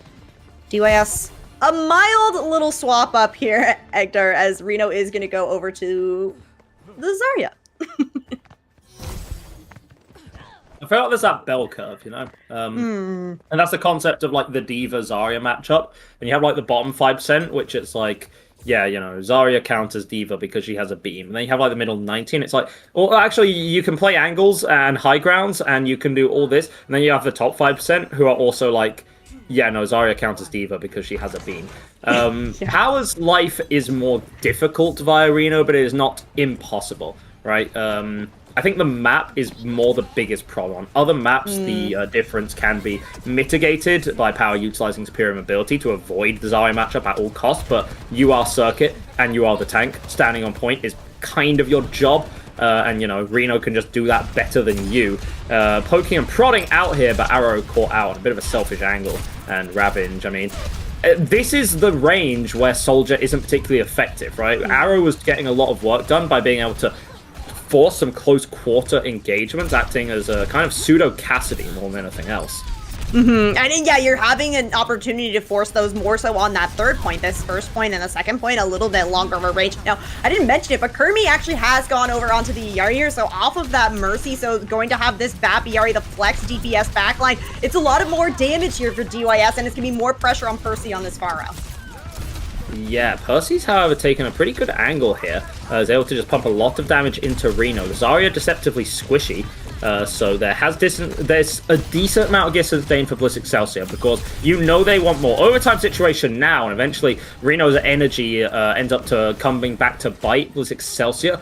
4v5 situation, just the Wu Yang healing isn't fantastic. We see Percy go in very aggressively with that ultimate, but a grab on the point should be more than enough to clean things up here. For DYS budget approved, who get a new lease on life here. 2.5 minutes to get the point to the first corner, basically. That is not just achievable, that is, like, guaranteed. Well, almost. Don't want to jinx it.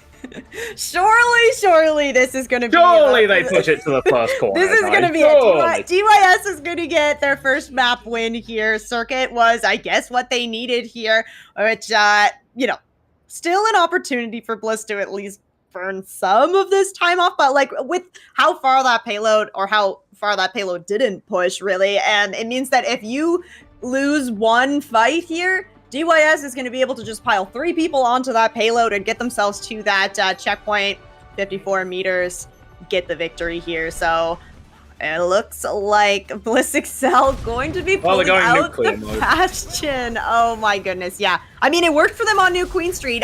Will it work here on Circuit? I don't know. You're hoping that you're just not going to lose anybody in this fight.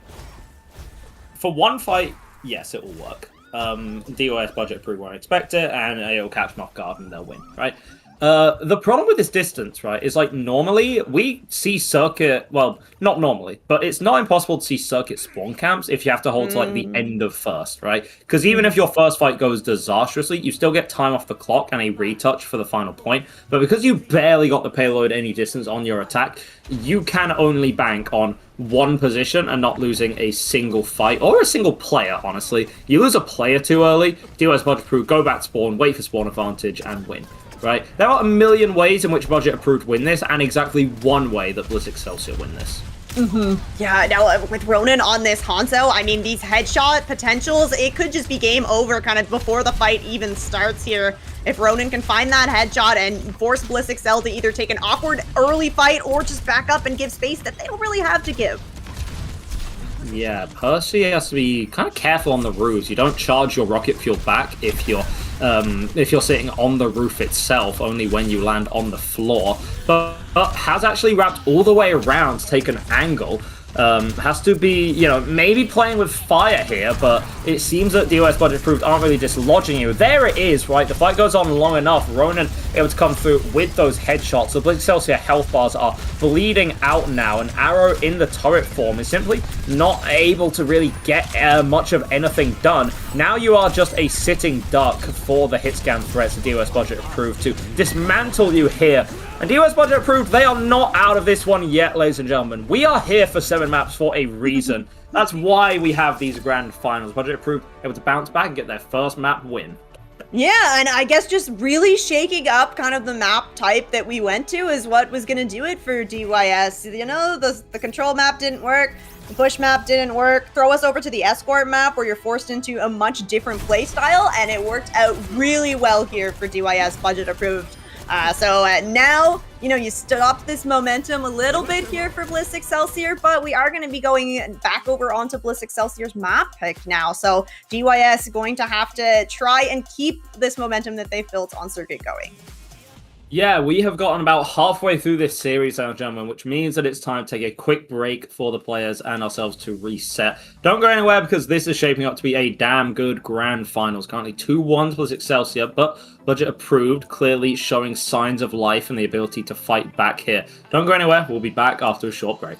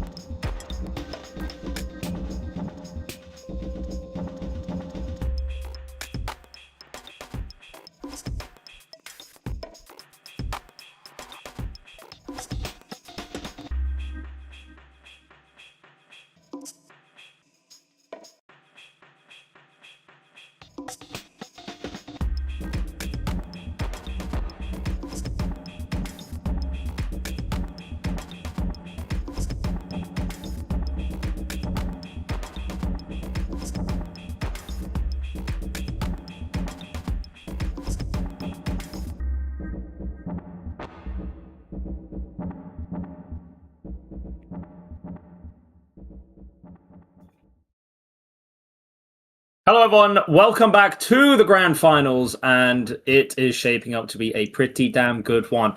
Just as a quick recap for anyone who has missed it, I am Egter, joined by Rain today to bring the action to you. Bliss Excelsior, they fired off pretty hot in the first two maps. They came out in pretty dominant fashion, taking those two, but budget approved, they slowed the game down to a pace they were more comfortable with, something a lot slower, something a bit more methodical and cerebral. They went to Circuit Royale, and it was a bit of a close one, but they were able to get it done in the end. And now we bring ourselves to our fourth map. We are not even on match point yet, so we are in for the long haul, it seems. And, you know, why waste any time? We're going to King's Row, voted recently as the best place in the entire world ever.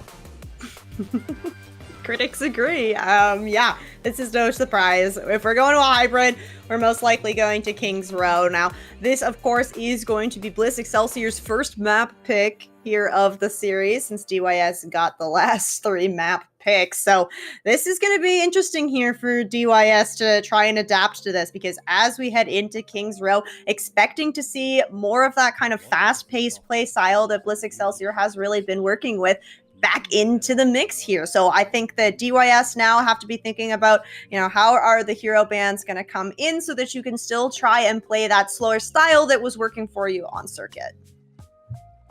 Yeah, we can see exactly all of the bands that came out. All that I'm getting here is that DYS budget approved hate hit scan. Like, they hate hit scan. They're like, oh my god, why did they invent hit scan characters?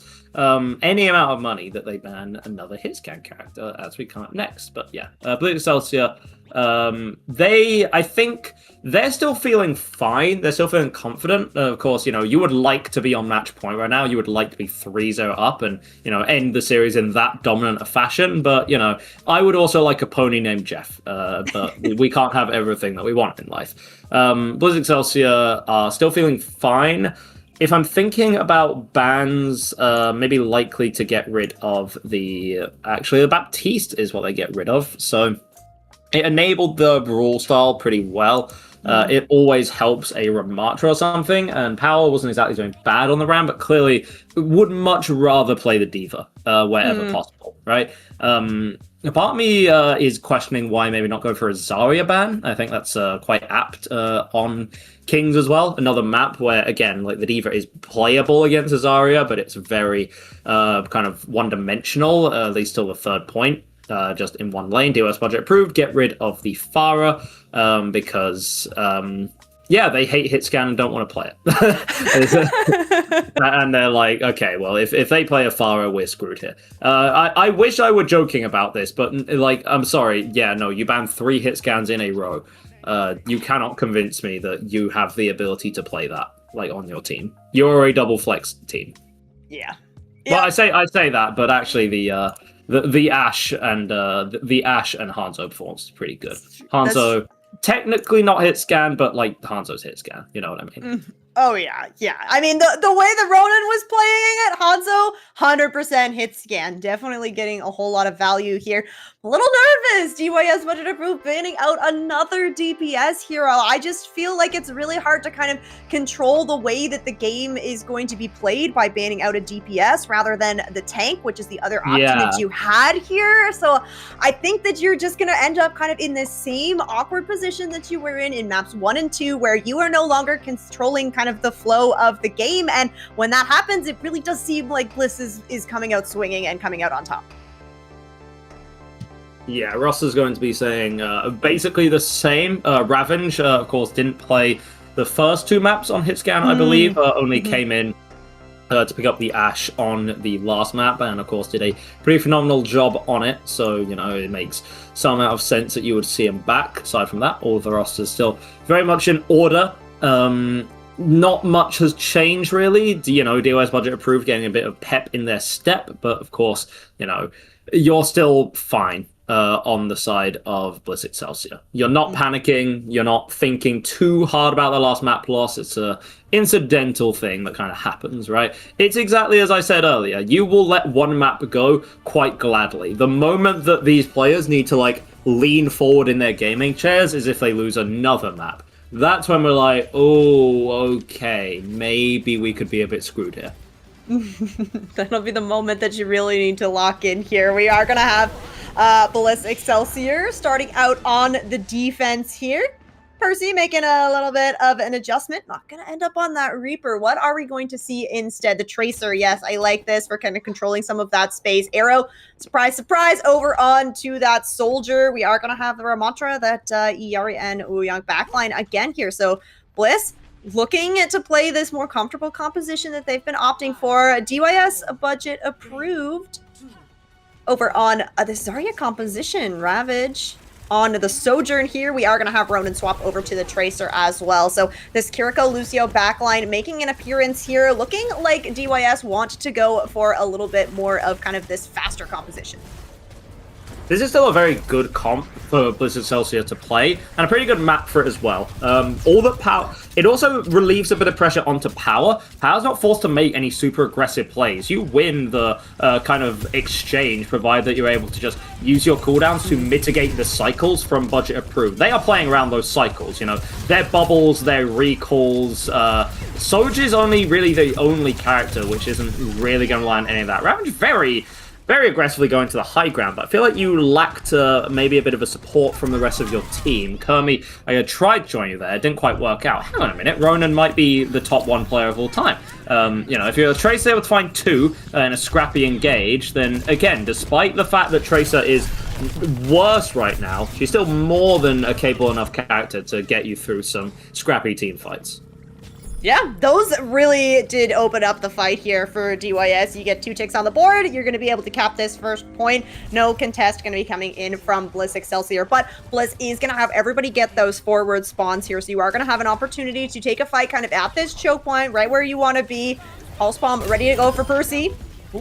Oh, yeah, we had the same reaction. Ooh. that is like the only way to react to play like that. Was Excelsior reacting by going forward, and budget approved reacting by, you know, getting their tail between their legs and running the hell away.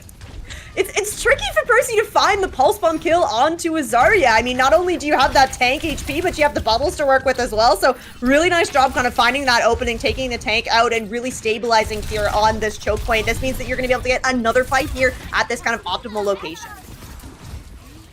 Yeah, that you are. Lampy trying to play an angle quite cheekily, but Ronan, again, it feels like we've just had a collection of staggers right now. For about almost a minute now, DYS haven't had a fight. They've had a collection of picks, and they're not able to, you know, charge ults off of that. They're not able to make many plays, and Arrow again realizing that Soldier cannot stay on those angles for too long. So we're going to get a bit antsy here. Power gets hit with the Tidal Blast, has the opportunity to go in. Lampy actually not able to get off the Kitsune Rush, dies while casting it. There was a grab out from Reno 2 in the fight, but seems to have gotten absolutely nothing. And what seemed to have been, you know, a fight cracked wide open by budget approved, Bliss Excelsior have wrangled back control of. And cheaply as well, they only use a Tidal Blast. Yeah, right, and now that you have this Sun from Tark ready to go, gonna go ahead and start things out. We see that Suzu and the bubble come out as well, so nice response here from Kermi. Yeah, but that means that the barrier is out. Power's free to utilize the Annihilation, but unfortunately, damage conquers all in Overwatch, and, you know, only the one pick with that ult from Power it's going to be. So budget approved. Fortunately, they're able to hold on to their lucky stars for a bit longer, as they're able to finally push through this archway. Yeah, and what a Where are you, Arrow? Where the hell are you? Sorry, but like, what the hell? Oh yeah, I might have been trying to maybe get a cheeky little tag visor, but everybody from budget approved very aware of where the Soldier's at. And Bliss now, we were praising how inexpensive the fight before this was for them. Well, that was a very expensive fight for them to lose, and the stagger comes through. I mean, DYS are on a roll now. Yeah, I mean, what more could you want? Actually, as Ravage goes ahead with the overclock, gets a bit too aggressive. We've seen that once or twice from budget approved now, and this is the Tac Visor used more as a zoning tool than anything else, but, you know, it works well enough. Your Soldier can get back in the fight reasonably quickly. Pulse Bomb came out, wasn't able to get anything, but it did force Tark forward, which meant that they had to fall right into the loving arms of Reno's fully charged beam, which is a very tough prospect indeed. Reno gonna continue to try and go forward with the Kitsune Rush. Power literally evaporates. Like, I saw Bro's health bar go from 1,000,000 to 0 in like a minute. Less than a minute. Okay, so payload is being moved forward slowly here by DYS. You just have the one on point. You do have this grab for this next fight, so even if Bliss to come in for an attempt at a touch, I mean, it's going to be the grab, just absolutely denying any chance of the touch. I mean, can they still get onto it? No, they're not going to be able to. I mean, no kills with the grab. I thought it could have backfired because Percy was able to sneak through and get a touch anyway, but luckily it does its job, you know. It doesn't win you the fight decisively, but it wins you the objective, and that's what it's all about. Percy again being taken down, but this time Reno, again, forgetting how squishy Zarya can be without access to those bubbles, being taken down. Tank Prince with Bliss Excelsior means they should be able to hold on a bit here. This is where the map really begins, because this is going to be a really tricky point to break open. Yeah, I think this is especially where Arrow is going to have an easier time on this Soldier. You're going to be able to play further back. You're going to have this longer kind of sight line to be a little bit more safe. And you also have Tark with this Iari as well. You're going to be able to do this damage from a little bit further away. You have the Captive Sun ready to go. Reno has swapped over onto the Orisa here, so trying to win out this frontline duel against Koar. Yeah, so much damage that's being dealt, and even more now with the Annihilation. Ravenge utilizing the overclock from downtown, but it's not really the spot for it, I'm afraid, young man. Again, it's going to be Bliss Excelsior routing DYS back to their spawn room. Yeah, you commit the Annihilation there, but still holding on to this Captive Sun, and that attack Vice are going to be coming online as well. Budget approved, making another swap. Ronin's going to go over to the Cassidy. Again, a little bit more kind of front line here. You don't necessarily need to take those Tracer duels. Ooh, and you can, well, you can just win out against the Tracer. Yep, they have finally found the chink in Percy's armor. One well-placed flashbang will render that Tracer completely useless in a fight, and it's a lot of momentum that can go forward. Ravenge, one of the only characters that can actually access this high ground. Sound barrier utilized from Kermi as well to sustain this aggression. Tark counters back with the Captain Sun. Where were you aiming that, my man? You hit nothing. Now Power's ahead, low on HP. Kitsune Rush from Lampy could threaten to overwhelm this Ram with damage, but Ram doesn't care. He's going to go in with the Tidal Blast. Suzu's out, and the stun not quite obtained, but you are able to at least force the Budget Approved members back for a bit. Reno is here, utilizing the Terra Surge, gets two with it, both backlines as well, the third with the spear as well. Reno, an unstoppable god of death right here on the final point. Oh, we were talking about, you know, how the Orisa can sometimes get a little bit too aggressive going for these Terra Surge, but now that you're up against this Soldier and the Tracer, not going to have as much burst potential, so you're allowed to just kind of walk in there as... Ooh, and the touch does manage to come through, at least for a moment. Yeah, that it does. Power is going to... Power has swallowed like 12 magnets and is now just stuck to this payload. Like, there is nothing. Not even Arthur could pull Power from this payload right now. 30 seconds left on the objective, and, you know, like, 13 centimeters could be all that's between this matchup right now. You want this full cap, you know, it changes the game so fundamentally if you can just push it that final few centimeters. Yeah, this is massive for Bliss to have this Annihilation still in the bank. Heading into overtime, DYS is going to be forced to fight on this point. That means they're going to be forced to fight inside this Annihilation. Kermi's alive somehow, eventually going to be taken out by Power, and that Annihilation that you called out, you know, there's no onus on Power to do anything. You know, it's DYS who have to face up to all of this damage, plus some late, last-minute adaptations from Bliss Excelsior to go to, you know, a Bastion and a Zen as well. Helps them massively on this defensive side. And all considered, a pretty good attack from Budget Approved. Bliss Excelsior have their win con set very clearly for them. Finish the map. Like, basically on the money.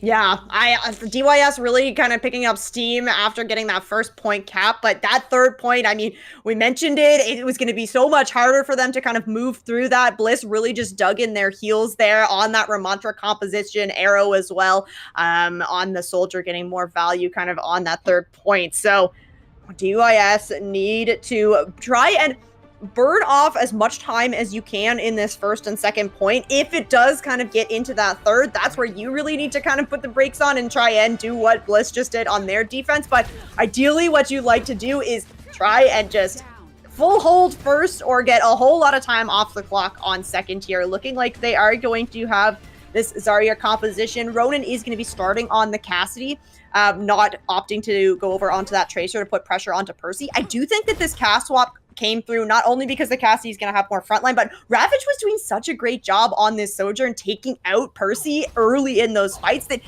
Budget Approved didn't really feel the pressure to kind of have that Tracer to put pressure on the other Tracer. So we will see Percy starting on the Widow here, probably just going for that maybe pot shot. No, not even going to go for it. Is going to go back over onto the Tracer. Arrow coming out on the Bastion here. Going to have to be really working around this form to try and get the most value coming into this first point. Yeah, you have to let the Bastion deal with the front line and everyone else deal with all the angles, right?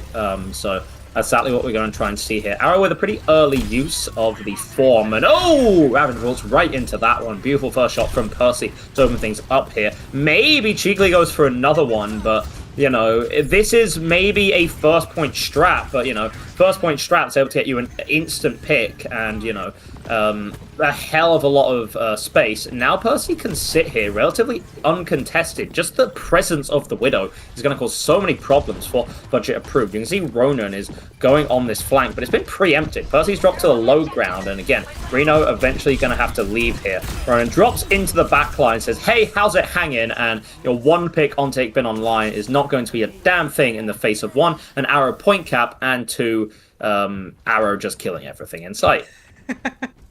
Arrow on this Bastion making it work. I will say I see you, Bliss Excelsior. Your little LA Gladiators shout out, Percy starting on that Tracer, the surprise Widowmaker, but back over onto the Tracer now as we move into this second point, and DYS did not get the time off that they really wanted to, and you don't get that early fight at the choke point here. Reno has swapped over onto the Orisa, Ronan over on to the Hanzo here, so trying to burst down this shield from Power and find the limbs after that. Yeah, that's what it's all about. Arrow has access to the artillery, likely just going to use this in all the chaos of the fight. Maybe combo up with the Captive Son as we turn the corner. Tark actually able to get a couple of crucial kills here. Arrow utilizes the ult defensively, and now it's the duel between the Lucio. No! 1 HP and a Dream. I mean, Lampy is still going to be taken down, but there's a chance that Kermie could speed back the rest of Budget Approved here. Plus, Bliss Excelsior are now down their Alari. You know, that one slight missed shot could be a real problem for Bliss Excelsior. Yeah, especially Kermie nearly has this this beat ready to go as well. That could really help sustain DYS Budget Approved into this attack. Nice job waiting out this form from Arrow, but at some point, the contest does need to come through. Yeah, Tark able to get back eventually. Power sitting in the front line, charging close to an annihilation, but Ronan back on the Hanzo. You know, the logs have to hit something eventually. We still commit the Tidal Blast in the 4v5, but it's just a fortified Orisa in the way who does not care about the power of water when she has the power of metal on her side. And now you're able to just send DYS all the way back to the spawn room. Percy taken down late as well. So Bliss Excelsior have to find another answer for this problem. This is big for DYS because you didn't commit that sound barrier from Kermie. So you still have that for this next fight. With Power having this Annihilation ready to go, you're really going to be able to love to use that. Reno with the Terra Surge as well. We've seen Reno get a kind of more aggressive on this Orisa. If you want to use that Terra Surge aggressively, just wait out the Bastion form and then you can kind of go in with it after that. Just need to make sure that you're not going to get melted immediately. Reno going to have to move back a bit.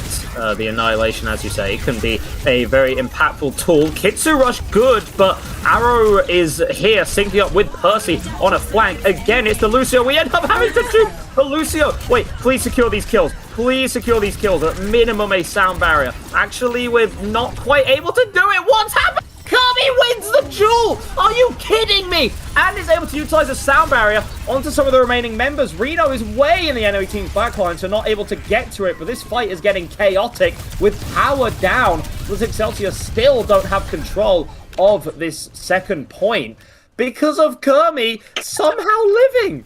what are you doing? And then gets like a 3k at the end. Bro, calm down. You're Lucio. Kirby just took that fight over. Oh my goodness. The Lucio for DYS budget approved, keeping them in this fight, holding on to that second point, and now we are going to have Percy move over on to this Freya off of that Echo. Artillery Strike ready to go. We do have the Sun, the Captive Sun ready to go as well, but both these DPS ultimates for DYS budget approved. I mean, just the Dragons alone from Ronan could be enough to force Bliss Excelsior back. Yeah, Freya's a pretty high risk, high reward, right? We see a trade immediately come out, DPS for DPS, but Percy taking an angle which Freya is not really meant to be able to hold in the slightest, so Bliss Excelsior immediately routed back. It was a quick use of the Dragons, but Dragon's pretty low value ult. You'll gladly take a fight win off of just that. Yeah, you get Bliss Excelsior into the split. You do a little bit of damage along the way. Kermi's just the cleanup crew at this point. So we have that overclock from Ravage still ready to go. And Lampy's going to have this Kitsune Rush. Bliss, I mean, you have to wait. And with like just over a minute on the clock now, you're looking at maybe like one more clean fight here. If DYS is able to get stagger kills, though, it's going to be absolutely destructive here for Bliss. Now, both these support ults ready to go. We've seen this Tidal Blast go over onto Power multiple times, so with Power over on the Diva now, I think it'll be even more impactful. Yeah, that it will. Percy this time getting some revenge. A lovely early pick on Freya. It's exactly what you want from your hit scan player. Arrow taking an angle on the Bastion.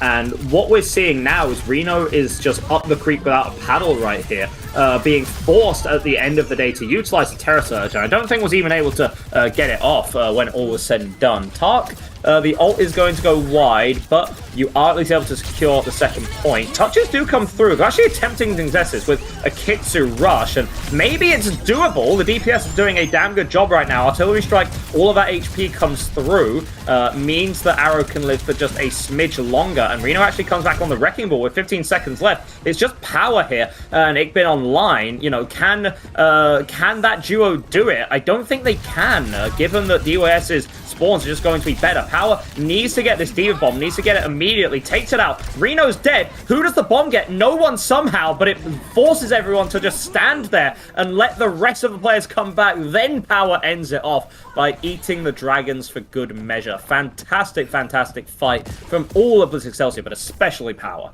Yeah, that bomb, so clutch. Like you said, doesn't find the limbs, but forces that positioning. And what Bliss Excelsior has done so well is really capitalize on any of the positioning that is forced from DYS budget approved. So we do have the Bola here for Percy ready to go. Reno has moved over onto this Zarya, playing that musical chairs over onto the counter swap against the Diva here. Oh. 60 seconds, not a lot to work with. Yeah, immediately taken down, and now it's like a slow collapse of the budget-approved members. We are shaping in for what will inevitably be a very chaotic final fight here, right? Reno has swapped back over to the Ram, but here's the problem. You have 0 ultimates to work with. This extends for too long. Bliss Excelsior will have both support ults and a bowler. Yeah, and Percy's gonna be able to just kind of sit off the point here now that you're in control. The Bola's in, the Suzu comes through, but the damage is still there. Let's just need to capitalize on this. Yeah, Tark has the pylon in such a good position to keep this front line happy. We have the Captive Sun coming out. It's able to catch on to a couple of members, but the Suzu, again, perfectly timed. Now it's traded with 10 seconds left. Power has to stay alive somehow. But I just don't think it's going to happen here. With your tank taken down, your ability to hold the point is going to be chaotic, right? You're able to carpet bomb the payload should you so wish, but it's just not going to be enough right here. Remember when I said that 2 maps is the point where you have to lock in? Bliss Excelsior really need to lock in now.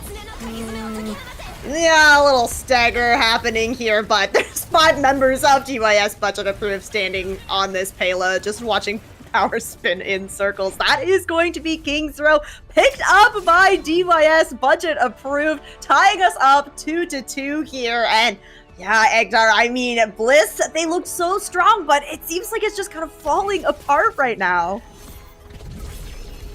Yeah, remember earlier? We were talking about how important it was to like the ults and how it seemed like Bliss Excelsior were just better with the ults. I feel like DYS have really picked it up with their ult usage. They're utilizing them a lot better. they are timing them better, and they're also cycling them better as well. It feels like they always have a response for whatever Bliss Excelsior are trying to do. Now the series is all tied up. This, yeah, okay, lock in. Both teams lock in. Somehow, despite a big momentum deficit from Bliss Excelsior, DYS were able to just swing that all the way back round to themselves now, and you have to be feeling good about that.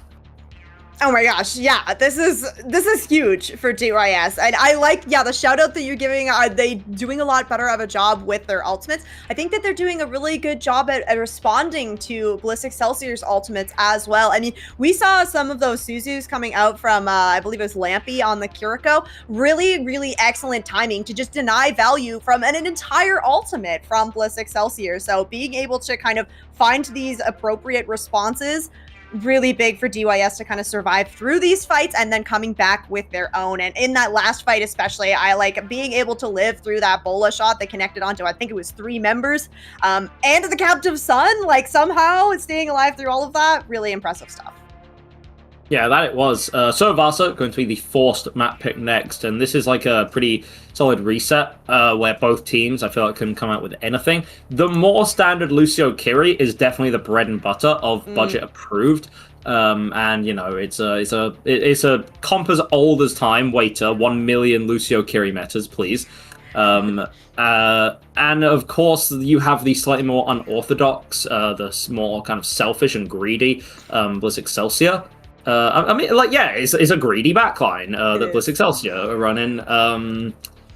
The pylon is always kind of there in the fight, is something that I've noticed a lot. Targ is putting these in, like, the perfect spots where they just don't get destroyed forever, like, until the fight's done, basically, and, like, you have that constant drip feed of healing to basically make all of Excelsior unkillable. Targ in general is having a fantastic performance on the Alari so far. It feels like Captive Son is more of a cooldown than it is an ult at this point.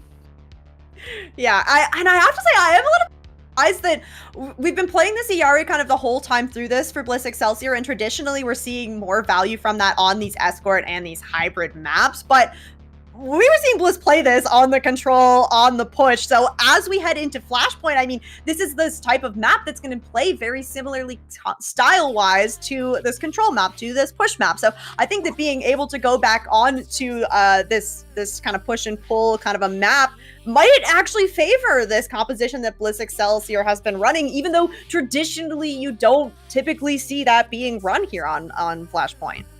If you like had a gun to my head and I'd say, what map am I taking my like Wu Yang Alari backline to, I am saying something like Circuit or Kings half the time.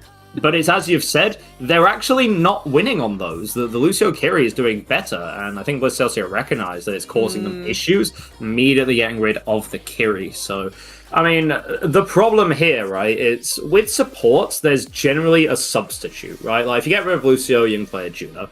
If you get rid of, I don't know, you get rid of a Brig, you can maybe play, like, an Ana or like. You get rid of Kiri, and it's like, what do you do? You know what I mean? Kiri has no replacements. She is so unique and, you know, has such a kind of, to put it nicely, busted kit that there's no character that neatly replaces her, right? Bastion banned out from budget approved. Arrow has been a pretty good Bastion, a pretty good, fantastic Bastion so far in these matches. So, not surprising, going to be forcing him over to the Soldier. Obviously on Sura, you do have the ability to play angles, should you so wish, but it's as I've said like a million times, you know, Soldier is not the best character at keeping those angles hotly contested. Yeah, DYS budget approved, Bastion ban, going to be impactful on Arrow, but I mean, it feels like DYS are just going for like, can we ban out 7 DPS in a series? Let's try it. Let's keep doing it. Keep going for it. I mean, I was harping on them a lot at map 1 and 2 because it wasn't impactful, but you know, okay, 3 and 4, they won it out. So I guess maybe they are onto something here, but you mentioned that, you know, the Kiriko, if that gets banned out, it's really hard to find that replacement. You ban out the Bastion, there's so many replacements that you could just fill that slot with. And Arrow probably but let's gonna be honest, that it's Soldier. Yeah. There's so many replacements versus with the one replacement. It's like you open your closet, like, oh, what am I going to wear today? And it's like the same, like 12 like white collared shirts. It's like, I think I'll take this one. So Power's been hacked before even starting the game, which is it's a tough time. I don't think the Power sticks on this Mauga. I would love it to be Mauging time, just because, like, Mauging time. But realistically, the Ram is like the more sensible option that like you can bring home to like your parents and that they'll approve of. And Mauga's like the fling that you had in like your first year of college, you know. Yes, that's exactly how I would describe my first year college fling. Exactly like Mauga Overwatch. Yeah, it was just Mauga. Okay, we were wondering what is the Kiriko going to be replaced with. It is going to be Lampy moving over onto the Baptiste here. So a little bit tricky though, because this wide open map, the Baptiste is going to be essentially a little bit of a kind of a sitting duck, especially with Percy over on this tracer. Yeah, right. Kyria, you can survive with ease, right? Currently, sure as hell can't if Arrow's able to just kind of walk into the enemy backline and, take these angles. And now getting pincered from both sides. You have a Soldier raining down suppressing fire to soften the enemies up, and then a Tracer to come in for the kill, right? And beautiful tracking, right? I mean, I have made my opinions known on the Soldier as a pick in general. If I was able to, if I had to have anyone playing that Soldier, it would be Arrow, right? Like, clearly is fantastic at it. There's no real debate about that there. Players accusing each other of zimming happens all the time in CGL. Welcome to CGL. Yes. But yeah, quick pause to deal with some technical issues. But yeah, first control the point. Looks like it will be going handedly over to Bliss Excelsior. I'm just so baffled as to how they are kind of doing, like, their style is working when it just shouldn't, Rain caught zimming. Let it be known, the only console Rain owns is a Nintendo Switch. So, I mean, you want to take me on in Overwatch on Nintendo Switch? I will 1v1 you and probably lose. Why? Even if I was simming. Why are you playing on a Nintendo Switch? I was so curious to see how it would play, and yeah, you just get those 20 frames. You can't even really spectate in a lobby on Nintendo Switch, honestly. Kudos to anybody that can make that happen. We're actually running this production from the producer's Nintendo Switch. Yeah. Yeah, that we were. Yeah, we are going back into things right now. Pretty perfect timing, actually. I just ran out of things to say. But 11%. Remember how quickly these points accrue here? This is such a snowballable map type, right? Essentially after the first point, it feels like each point is just decided by which team has the better ult bank. So, even this early on, it's going to be really important to see how these ults are managed. Targ falling quite low. Ronan forced to leave, but, eventually able to get that kill. The pylon comes down. It's not in time to actually save his own life. Yeah, all right. There's a good percent here for Bliss Excel, 58. As with DYS budget approved, coming back into the fight here with Reno over on that Orisa. Nice little late kill onto Ikbin Online. And Arrow, okay, looking to extend this percentage a little bit more. DYS need all the time that they can kind of muster here because Bliss Excelsior coming back into this Pulse Bomb, going to be online for Percy soon. But Ronan actually already has it ready to go. Little scuffle. Ooh, will Percy be able to get out alive? No, that recall forced out. And that's the nice thing about having this Lucio on your side is that you can pair it with this Tracer so nicely to confirm those kills. Yeah, that you can, and Power eventually going to be taken down too. Everything is looking up. Everything is looking up for budget approved right now. Their ult bank is looking fantastic. With a little bit of luck, they can stagger out Percy, but actually, Ronan ends up staggering himself out. Ooh, okay, we have the Orisa swap coming in from Bliss as well, so we're gonna have this Orisa mirror match. Might be maybe one of the first times that we're getting kind of a mirror match here, say for that Ramatra briefly. We do have the Terra Surge from Reno ready to hold on to this point. Needs to be contested. It will be Bliss getting a foot on the point. Yeah, that it will. We have the window covering the entirety of the point. It's going to be really hard for any member of Bliss Excelsior to walk up. Plus Reno Terra Surging as well. It isn't really finding anything, but it's the zoning potential, right, that forces Bliss Excelsior off of the objective. And, like, you know, they're still able to hold on to their members as well. Reno taking so much damage, that's going to be free ult charge for Lampy to get up to another window as soon as possible. And yeah, budget approved. They look very, very content with this. They're basically playing the same style, right? Yeah, like just with the BAP, who is just moving a bit slower than the rest of the team. Yeah, you're going to be able to get set up on Palace here if your DYS budget approved as well. You have the beat. Ravage does have this overclock Reno's aura farming, happens to the best buff. Gotta get that in there. You gotta get it in.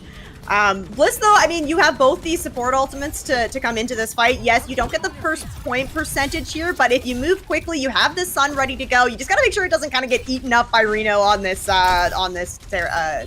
Orisa.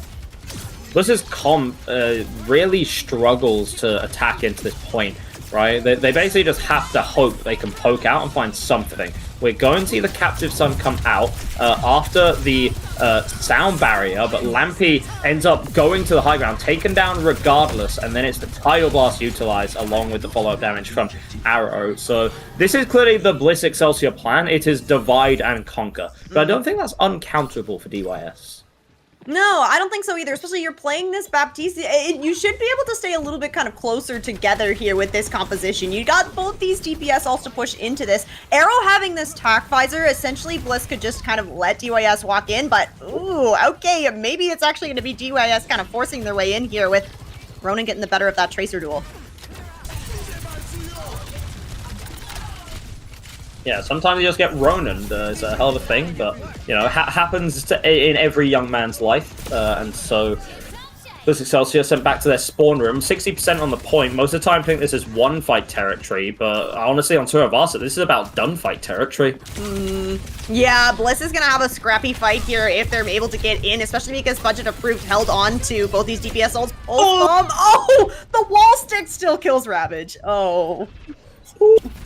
But he just styled on him, and now you're going to be able to get a touch onto the point with a 4v5 advantage too. The Orisa of Power has to maintain some semblance of order, but you can see just helplessly watching as the fight happens, like completely on the other side of the objective as all the members come back in. Beautiful spear and the follow-up is able to take down the Lucio, so it seems like the Orisa hiding behind this pillar has had the support of the rest of the team. It's been good enough to hold on for now. DYS, again, just desperately sending in members. Ronan has lived for an unreasonably long amount of time, but Arrow comes back with the tack visor. Doesn't really care about, you know, the movement of a Tracer to take him out. Now, holding Nos one, walking forward, making the space here. Bliss Excel looking to push up as well. You want to take kind of an earlier fight here. You don't want to give this space for Ravage to work with this overclock. Oh, that's not good. That is not good for DYS to try and even get a touch here. You kind of need the Lucio to speed like your team into the fight. It's possible for the touch. Percy and Ronan are playing in Narnia right now, and as is Reno. Who is playing off of a McDonald's Ethernet cable by the look of it. But yeah, that's not a great way to lose a fight, but all but confirmed that Bliss Excelsior will... it's all but confirmed Bliss Excelsior will be taking that point, even if somewhat unfortunate fashion. But yeah, this is what happens when the players get DDoS mid-game. So, Rain, I would advise you to stop DDoSing the players. First you're zimming, now you're DDoSing, like... All I'm trying to do is give us a map 7. I can't believe you people are not appreciating all of the work that I'm putting in here. Yeah, yes. I'll have you know, I put $5,000 on this game as a 4-2. So I don't really appreciate you interfering, and so now I'm DDoSing you. Oh, good. So you can't do it, right? I had it played up exactly like this, and then you just started interfering, and it's so messed up. This is never actually Caster v Caster here. You guys thought that you were here to watch DYS versus Bliss, but it's actually Rain versus Egdar happening. Yeah. Welcome to the grand finals. Yeah, and I won, unfortunately. But yeah, we're just waiting on We're just waiting on the players to get back in the game. Yeah, I don't know how you get caught zimming twice. It came up for a second, but yeah, Reno loses connection. That's going to be tough because it's going to kind of reset the ult bank as well, especially because tank ults are, you know, they're the ones that create the space for you. So it's going to be pretty tough losing out on that one. The momentum could very much swing back in the favor of Bliss Excelsior on this point, and then for the rest of this map. Yeah, and that I mean, we've been talking about momentum like throughout the series, but even just on maps, right? I mean, like Flashpoint, the building up the momentum here, gonna be really massive for them to just keep rolling forward. And you know, we've gotten a couple of kind of main points. I think that Palace plays a little bit differently than some of the other sub maps or the other Flashpoints on Saravasa, where you're not going to necessarily have as much of that high ground to control. So Arrow might be at a little bit of a disadvantage not being able to get set up there, but if you can just kind of get in control of the points and allow Arrow to be set up a little bit further back, then you should be in a pretty good spot to use that kind of space to just find the kills and do the damage. Yeah, and speaking of ults, Bliss Excelsior had a massive bank to work with, right? You know, they're going to be winning this point without having to use any of them, basically. They're going to have a Pulse Bomb, they're going to have a Terror Surge, and they're going to have the Tidal Blast and the Captive Sun, too. Compared to DYS, and, like, if they're lucky, they'll get the beat. Right now, it's the Overclock and the Window to work with. Not, like, bad tools, per se, but it just doesn't match up number-wise. The Terror Surge is got like Bliss Excelsior have like a lot of combinations they can use, right? Terror Surge is like the combo ult up there with Grav, right? You want to Terror Surge and toss a Pulse Bomb in? Cool. You want to Terror Surge and toss in a Captive Sun? Go for it. You want to put the Tidal Blast onto your Tracer? Feel free. Reno has swapped over to the Wrecking Ball, so actually maybe trying to keep this contested just right off the DC, which is a bold maneuver, but Power completely ignores the window, walks through, and utilizes the Terror Surge to secure the end of this latter fight. We're one-on-one on Saravasa. All right, tied up here as we head over to the next Flashpoint. Gonna have to walk over to the next one. Garden gonna be our third one here, and Bliss is gonna be able to get set up first. Those support ults still ready to go here versus those DPS ults on the side of DYS. Reno back over on to the Zarya here. Kermi building up to this beat as well. Might need that to kind of sustain yourself. We've seen that beat be traded out for this Captive Sun time and time again. Does seem like Bliss tends to kind of get the upper hand of it though, so DYS are gonna have to try and find some kind of opening to maybe use your DPS ultimates here. Yeah, that they will. For now, it's just about trying to find that space where you run around the corner, rotating with the Overclock, but, you know, you're kind of zoned out by Power going in with the Tidal Blast. Not able to find anything, but the split is caused, the fact that DYS is so fragmented because of the pressure that Power was exerting, means that it's an easy cleanup day for everyone else. Yeah, there we go. Percentage still building here for Bliss. You still have the Captive Sun to work with. The beat, at least Kermi did manage to hold on to that for DYS, so we're looking at that trade coming through. But Bliss having two ults to work with here, both of which can kind of pull out that beat from Kermi. You can essentially just stagger them and then still end up cleaning up the fight. And above 50% here, getting this next fight win is going to make it very, very difficult for DYS to try and push in on a next one. Yeah, that it will. Ronan, however, going to be starting things off well. Absolutely fantastic on the Tracer, as we well know. Arrow tries to bring it back with this Visor, but DYS have more than enough time to just wait it out, and Arrow has to be careful to not get too eager trying to go in and utilize it. Eventually, just has too many kind of directions to look in. Sound Barrier used to try and deny the value from that Captive Sun. It catches onto a couple of members, but not really able to get the kills, and I say that this fight gets increasingly more scrappy, but realistically it should be fine here for DYS. You still have your tank presence, you know, you have your Zarya able to bubble people on the objective, so, you know, again, at the 99 mark, the other team just able to bring things out, you know, it is so close between them, it's a horse's hair at this point. Yeah, and now DYS having this grab from Reno, one of these like combo ults. You mentioned about the Terra Surge. Now we have the grab, kind of the other half of this combo ult, and Ronan does have the Pulse Bomb ready to go as well. This Terra Surge from Power is going to have to be massive. It has to be kind of fight winning here, but up against 3 ultimates and a lamp from Lampy, I don't know how Bliss Excelsior are going to be able to pull this out and try and flip this back. Ooh, both Tracers down in a kind of Rocky 2 situation there. Taking down at the exact same time. Reno has the grab. We're just going to let it fly onto Tark. Power quite heroically attempting to save the rest of the team with the Terra Surge, and it seems to work effectively, especially if Lampy's jump isn't able to get anywhere, and Bliss Excelsior can continue to run this down with 100% on the point. Raven gets through, takes out Igbin online, but, you know, tank presence on the objective is going to be worth 1,000 members, essentially, and Bliss Excelsior still catching the trades in this extended fight. Kermi, yeah, Kermi. Anyway, I think Bliss Excelsior magically won the fight. They sure did. That is going to put them at... Ignore the Lucio screaming. You didn't going for a swim. Whatever, Kermi. Yeah, you earned it, buddy. This is good for Bliss Excel, setting themselves at this kind of map point.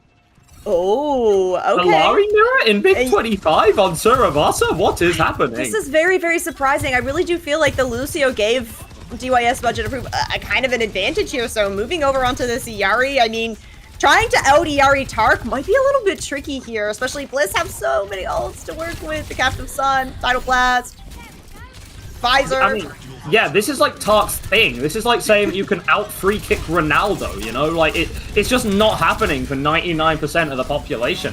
Arrow comes through with the Tac Visor, not able to cap up point quite yet. Eventually, we end up forcing that space. Tark utilizes the Captive Sun, immediately catches Lampy. Ravager's Overclock is going to be worth about as much as a fistful of dirt there. And we're also going to stagger out Reno, too. Ooh, yeah. In control of the point here as well. Temple up at 30% here for Bliss Excel. And we kind of praised their ult economy usage, and they're still looking really, really good here on Suravasa. You are building up to this Terra Surge, the Tidal Blast, and the Pulse Bomb already in your pocket. DYS, though, building up to some ults as well. Nice headshots as Ravage has swapped over on to the Cassidy here. See what he can get done. The Cass Iari combo coming through. DYS are looking for a lot more damage, a lot more angles. Yeah, that they are. We put in the Terra Surge, and a whole bunch of damage on top of it means that we're going to just get everyone down and dead, right? At this point, 90% on the point. Bliss Excelsior have all but secured themselves match point. The Desperation swaps at the end to the Lucio, to the Sojourn aren't going to do anything. It's on Ronan to touch, and heroically will be able to do it. So there is, you know, the slimmest of chances here for DYS, but no one else able to get back onto the objective. Bliss Excelsior now one step away from becoming your champions. This is more what I was expecting from Bliss. We go back over to this kind of symmetrical map style, really finding their groove here. Tark on this Iari. I think that just like as you have these more kind of open spaces, Tark is having a much easier time kind of taking an angle and just unleashing damage on a DYS. Yeah, absolutely. Well, how about that now for DYS? Better think big. This is DYS have the potential to win here, right? Whether they do it like, you know, whether we go to 7 here, whether Bliss Excelsior ends this immediately, whether DYS win the next one, then Bliss wins the last one, right? Like, this could still very much go the distance. This is still so either way. Do not let the scoreline fool you, ladies and gentlemen. But, right, that was a very one-sided map for Bliss Excelsior. Yeah, and that is going to be so hard to bounce back from if you're DYS. I mean, we're going into, as we go into these kind of longer maps, right? We're going into map number 6 now. This is where you're kind of running out of heroes to ban out. DYS has consistently been kind of banning out DPS, banning out DPS. We just see Bliss kind of flexing around it here. So DYS is going to be in control of the map pick here, but I mean, you're kind of forced to maybe take us to an escort or a hybrid again, because as soon as you put Bliss on one of these other map types, it seems like they're just really finding their groove in this composition with this kind of Iari backline. Yeah, that they are. now in terms of how things go, obviously every map type has been picked. So the map type picks have been completely reset. Teams may pick whichever map type they wish, but the map specifically can't be replayed. So for instance, Lijiang can't be played, but the other control maps in the pool can. New Queen Street can't be played, but the other push maps in the pool can, etc, etc. You get the idea, right? So you have that new kind of ounce of freedom here for DYS. They better use it now, because this is the last pick. Even if we go the distance, this is the last pick that they will get all map. You know, that's how valuable winning out that first match is, right? You know, if we go all the way the distance, there will be a massive advantage that Bliss Excelsior have with the map pick and the first ban too. And speaking of, bans are going to get, you know, it's easy early on to think exactly what you'll ban. You know, you get rolled on a Bastion, okay, we ban the Bastion. Simple as that. Like, that guy sucks, we hate you. But, like, that isn't as simple when we're getting into the deep waters of this series. Mm-hmm. Yeah, I am begging DYS to ban a tank or to ban a support. Ban the Yari. Like, I just or the Lucio. Like, you have the opportunity to ban that out. Just something that is going to be much more kind of impactful on the playstyle, because these DPS, we've just been swapping into different DPS. Even the maps where DYS won, it was not because of the hero bans that they pulled out.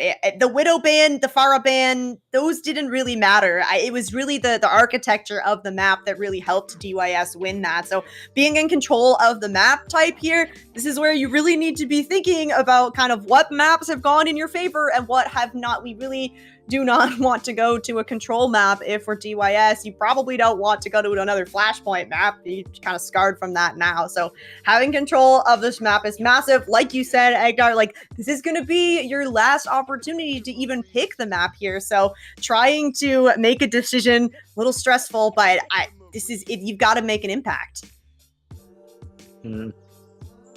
Yeah, we're still very much waiting on that pick and ban. It's going to be worth $1 million at this point, right? All of the prize money, all of the bragging rights are on the line and is still being decided between these teams right now. We do have the map pick for DYS Fracture, and it is going to be Midtown. Okay, well, I see this as odd, because this works better, I think, for Bliss Excelsior as a map. Well, except I'd say that, but remember we've seen the exact opposite, right? Like, maybe this is the opportunity for DYS to bring out, like, the Hanzo Ash again and just, like, clear house like they did on Circuit, you know? Yeah. See, I'm thinking that too. I'm like, oh, Midtown, we can play Soldier, we can play Yari if we're Bliss, but you know, this is what you did last time and it didn't work on Hybrid. So I guess now, looking into these hero bans, DYS going to have to pick something that is not one of... They've banned out all the hit scans pretty much. They are running out of hit scans rapidly here. You probably don't want to ban the Ash. So I'm just like really, really hoping we're not going to get another DPS ban. But I don't know. I feel like... You've gone through all of the ones that could have had an impact. Finally! Yes! I mean, hey, it is not a hit. there are three realities in life that are death, taxes, and DYS banning hit scans. So, but like, this makes perfect sense because Tark is a freak of nature on the Alari, and you picked this map which is like one of Alari's strongest. Yeah, what the hell else would you ban, bro? Like, this is a really good. I wasn't sold on the map pick at first, but like with this ban, I am more convinced you can definitely make this work for Bliss Excelsior. They're gonna have to go for something. Bliss Excelsior still have like a lot of bans on the table, in tank-wise at least. You know, they get rid of a... Never mind, they're not getting rid of a tank, they're getting rid of Hanzo. Yeah, Ronan did kind of do unspeakable things on Hanzo on Circuit, and I would also not want to be hit with those unfond memories Yeah, and I think we saw the Hanzo on King's Row as well. So I think that it's a good read from Bliss to think what DYS is kind of opting for here. And the one time the DYS doesn't ban out the DPS, the one time that the DPS won't be protect banned, Bliss are going to go ahead and take out one of those DPS heroes that has shown to be very, very impactful for the side of DYS. So really, honestly, I really like these bans from both teams. I think it's, at this point, going into map 6, you definitely should have a good idea of what your opponent's going to be running here, and I think that these bans are a good read into that. Yeah, that it will be. We also have a roster substitution as well. Witty Weeb, I think for the first time this series, actually, coming in for Ravenge. Ravenge has been fantastic playing on some of the hard hit scans so far, a style which it seemed like DYS wanted to avoid in the first few maps, but leaned into later on. There was some pretty consistent play from Ravenge. Now Witty Weeb going to be coming in.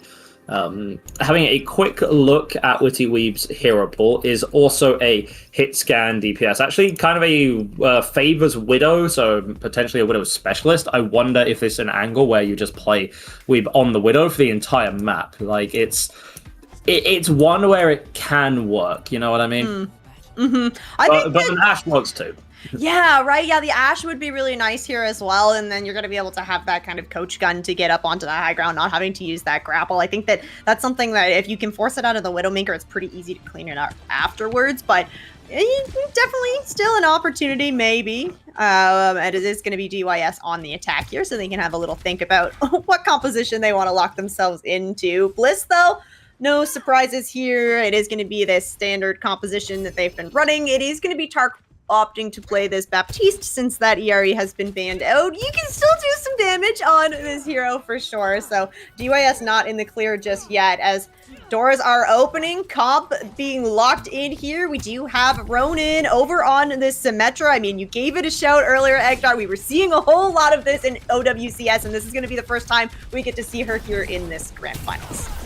Yeah, and it's actually no, not a full TP.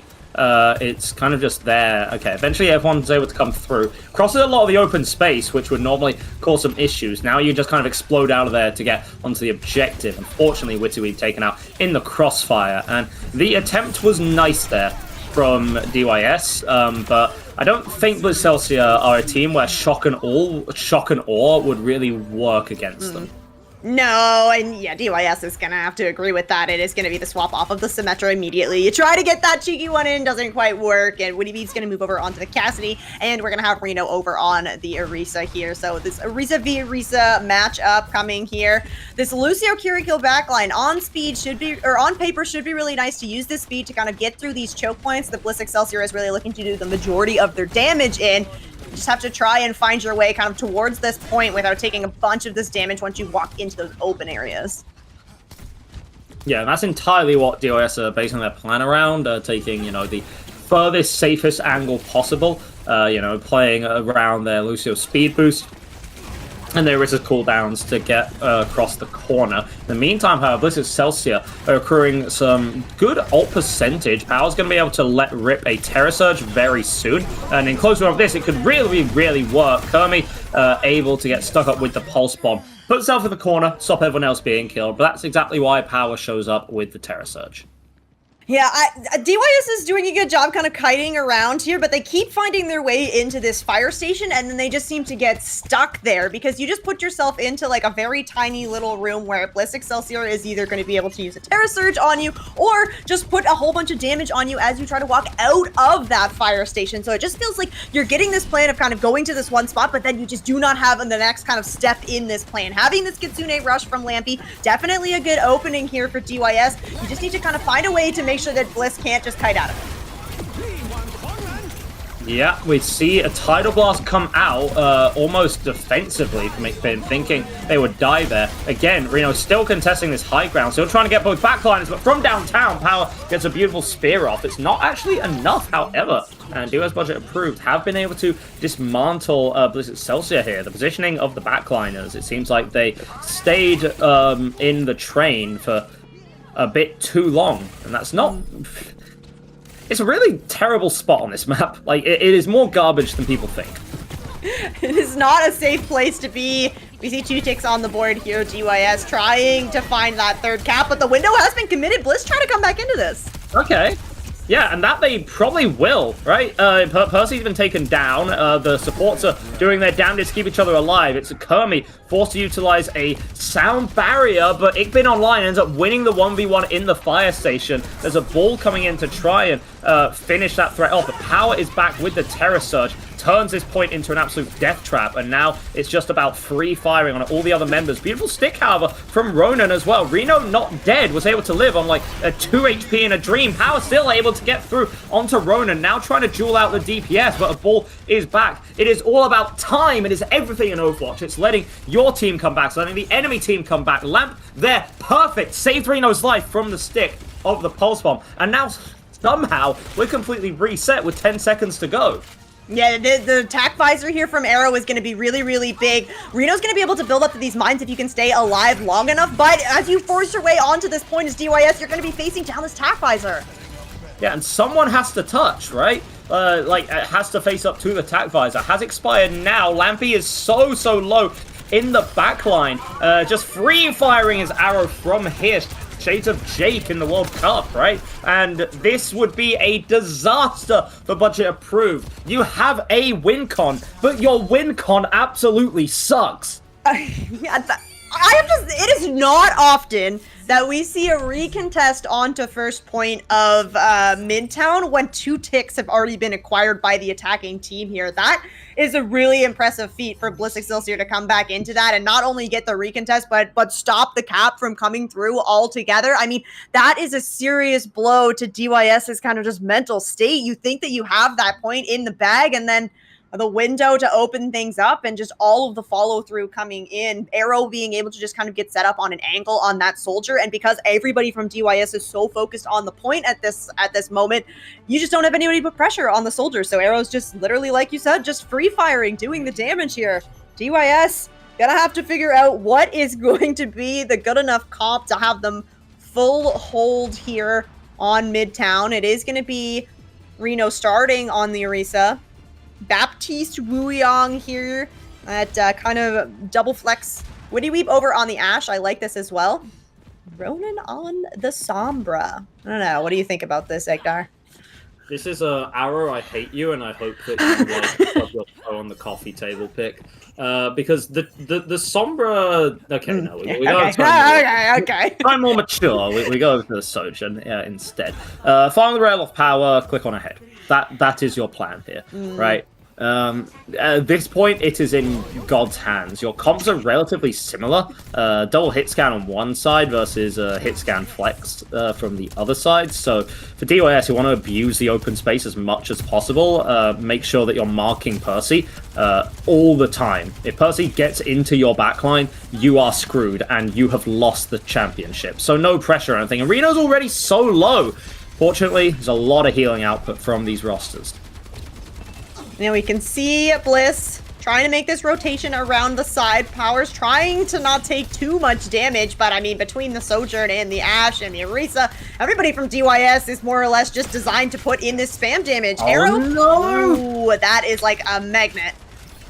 Yeah, and that's the worst possible pick. There is nothing worse than losing your Baptiste, right? Everything else crumbles around that. Ronan's able to answer back onto Arrow. The DPS of DYS are still fighting, but, you know, Power can fight too. Power can fight up there with the best of them, right? Steps onto the objective, has both supports backing him, already has 1 tick, is going to accrue the second soon by looks of it. This progress is permanent, but Witty Weeb on the hit scan has been able to take out the Wu Yang, and so all things should be fine here. But wait, you have to step up to touch here, and now you're still losing members. Reno takes so much damage, stuck with the pulse bomb is going to fall down here. I don't think anyone else can back off to the objective, and the Sojourn slide doesn't come out quick enough. And that is a blissful feeling for them as Bliss Excelsior end up taking your championship. They will be your Season 16 champs. Yeah, very well earned here from Bliss Excelsior. A little bit of a slip up on your first hybrid, your first escort map, but really strong showing here as you move into this Midtown hybrid map. I mean, the impressive defense, stopping that cap from coming through from DYS, and a very, very speedy attack. Not really a fight win for DYS, as Bliss just walked their way onto the point, set up shop, and accrue all the percentage that they need to get that win. Oh my god, yeah.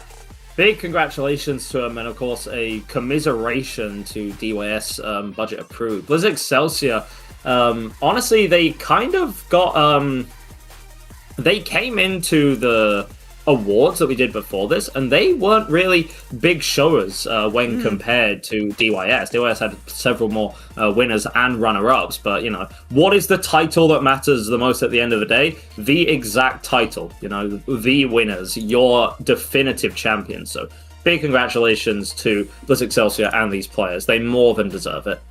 Absolutely. And speaking of the players, we are going to try to get some interviews ready to go for you guys here. So stick around. After this quick break, we will have a chat with some of these players and get to talk to our Season 16 champions for the EU GM tier.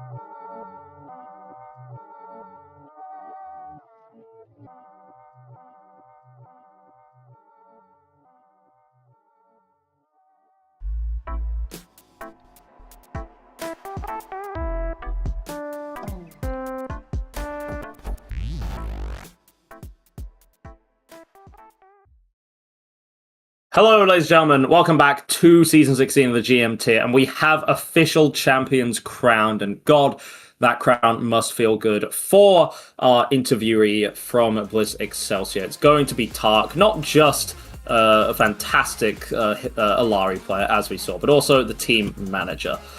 Big congratulations, big congratulations to you for this victory. The first question that I had for you, you were just saying, Season 14, silver medal. Season 15, silver medal. Does that Season 16 gold feel as good as you thought it would? I mean, it's just kind of comeuppance at this point. Like, it had to happen at some point. I can't be losing back-to-back-to-back finals. Like, it really feels good. Yeah, well earned, definitely. To be able to finally get this gold, really massive. You know, kind of worked for it all these seasons long.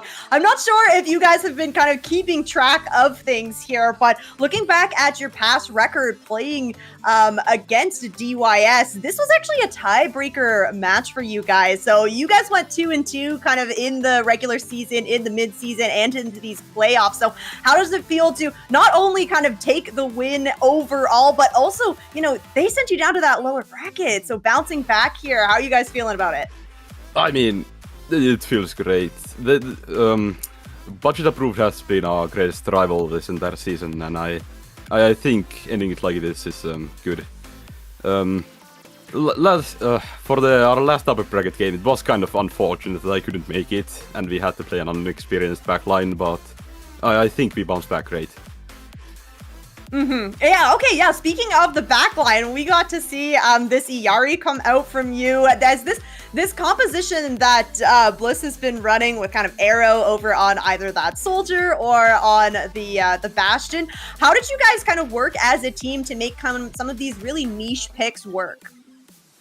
We've been developing this Illari Wuyang backline for a while now. We started with playing Ball and Tracer, Soldier. We have some very limited hero pools on our players, so we try to make something up that can, you know, play up to these advantages, and I think we managed pretty well. Fair enough, right? You know, you find your niche and you make it work, especially because it was quite unconventional, right? You know, generally the Lucio Kiri would be the hard meta, but you deviate from that and it was really successful. I guess the final question I had for you, right? Season 16 GM victory, right? Is the goal now, go up a tier, continue in GM, continue to improve the team, work in other tournaments? What exactly is the next step? It can't be done here, right? BX will most likely be continuing for next season. In which tier, there's some question marks open on that right now. We have some players that might be going, but we'll have that figured out by the time the next season arrives. Oh, it'll be utterly fantastic to see you guys again. I guess the final thing that I want to say, was there anyone that you wanted to give a specific shout out to? You are the champions now, so the mic is on you. Who do you have to thank for your successes? I mean, first of all, I would like to thank my team, my entire team. They've been through this for a while now. We actually had a pretty stable roster. Only Power and who joined us for the mid-season tournament. We didn't even have a tank player before that. And Shadow, who didn't play today, but also joined after mid-season playoffs. I'd like to give a special shout out to Ishbin, who is streaming. Go check his stream out. And then for Zero Recall, they've been a big part of our growth, and they've screamed us a lot. Well, that's the words of a champion right there. Still humble even in victory. Thank you so much, Tark, for joining us, and congratulations, you finally got the gold. You can sleep for a night now. You don't have to go insane anymore. I will let you go and celebrate with the rest of your team now, but big congratulations. Well, that's obviously speaking to the winners. That's speaking to the members of Bliss Excelsior, but unfortunately we always have the other side of the coin. With that, we have Kermi joining us for the exit interview from DYS Budget Approved. Obviously, commiserations, right? But I guess the first question that I wanted to ask you, right, is yes. You obviously faced each other in the upper bracket finals, and it was a pretty dominant victory for you guys, 3-0 by the looks of it. What do you think changed in between that matchup and this one, which kind of caused the result to be so different? Honestly, a few things went wrong. Of course, Bliss played extremely well today, but our main DPS, Witibib, had a blackout like minutes before the game would start. The first map, she was gone for the first 4 or 5 maps, and then on New Queen Street, our DPS also DC'd. Was on 300 ping for that map, so we had to put in our other DPS. So 2 our DPS gone, and then on Suravasa, our tank DCs. So like a lot of with ult on last fight, and you know, not as an excuse, but I think a lot of those played a big role. You know, 2 of our star DPS gone, our tank DCs. You know, lots of small mistakes, and I think we also didn't play our best.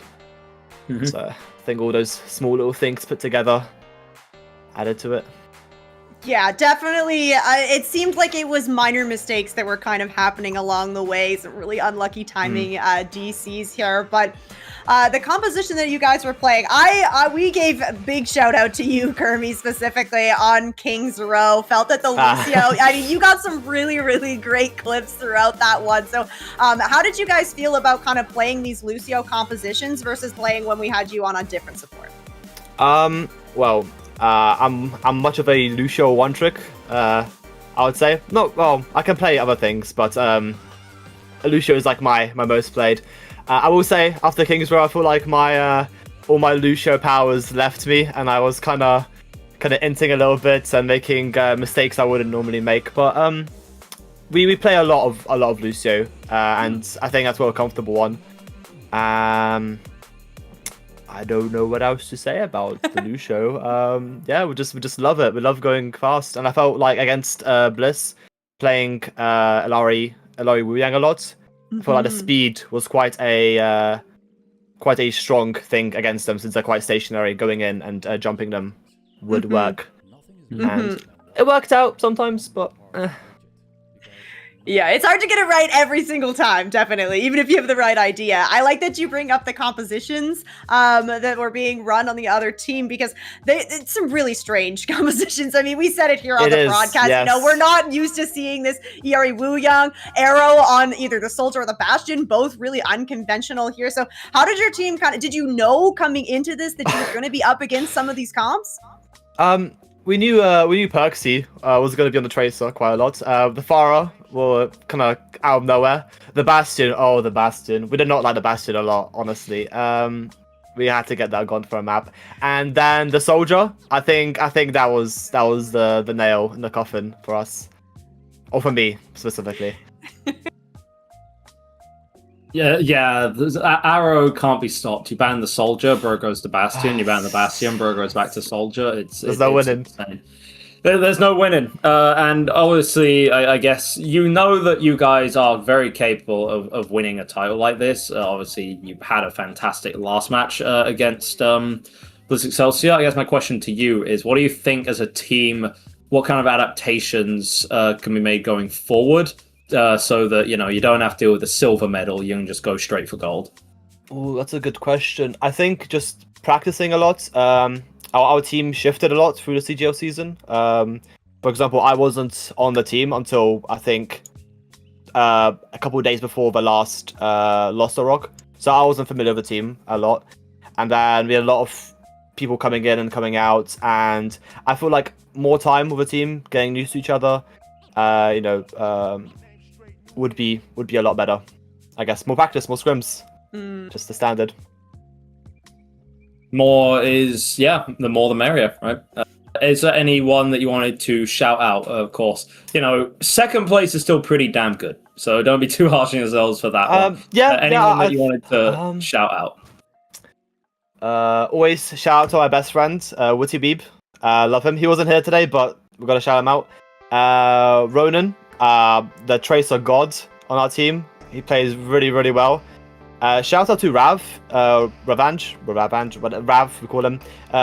Behind the scenes, he does so much for us. He manages so many teams, and he's always great at getting us scrims, being a manager, doing so much for us. Shout out to him. And everyone else on the team did really, really good. And of course, Bliss for winning. Can't forget them. Oh. Yeah, well, thank you so much for joining us. Cause commiserations, but still. Second place is not a bad result in the slightest, so, you know, it's a good result at the end of the day, and you guys will come back stronger, I just know it. Yes, we will. Thank you very much. Thank you so much. And with that, well, that's your GM tier done for Season 16. How about that one, ladies and gentlemen? Ooh. 4-2. Not that 7-map banger that we were hoping for, but still, it was such still a banger. close series, right? It definitely was. It was so much fun to get to watch these two teams face off against each other for the last time here in Season 16. But that is going to wrap things up for us here on CGL 1. Thank you so much to our producer, Knock. We had OBS as a Toxicinator, who is also the lobby admin, and June on OBS. And special shout out as well to Synarchy, who was the hand cam admin. And I mean, I saw the spreadsheet for this. I know that there was a whole lot of hand cams on the sheet for this one. So yeah, definitely a lot of work to pull all of this together. Yes, and thank you so much for joining me on the caster's desk for this grand finals round. It's been an absolute pleasure working with you. But big thanks to everyone for watching. The team's putting on a good show.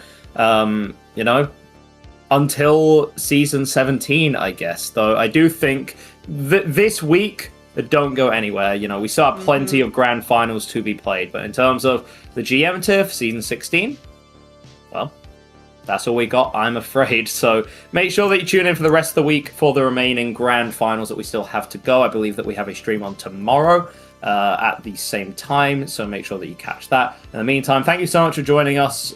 Big congratulations to Bliss Excelsior for their championship. Good day and good night, everyone.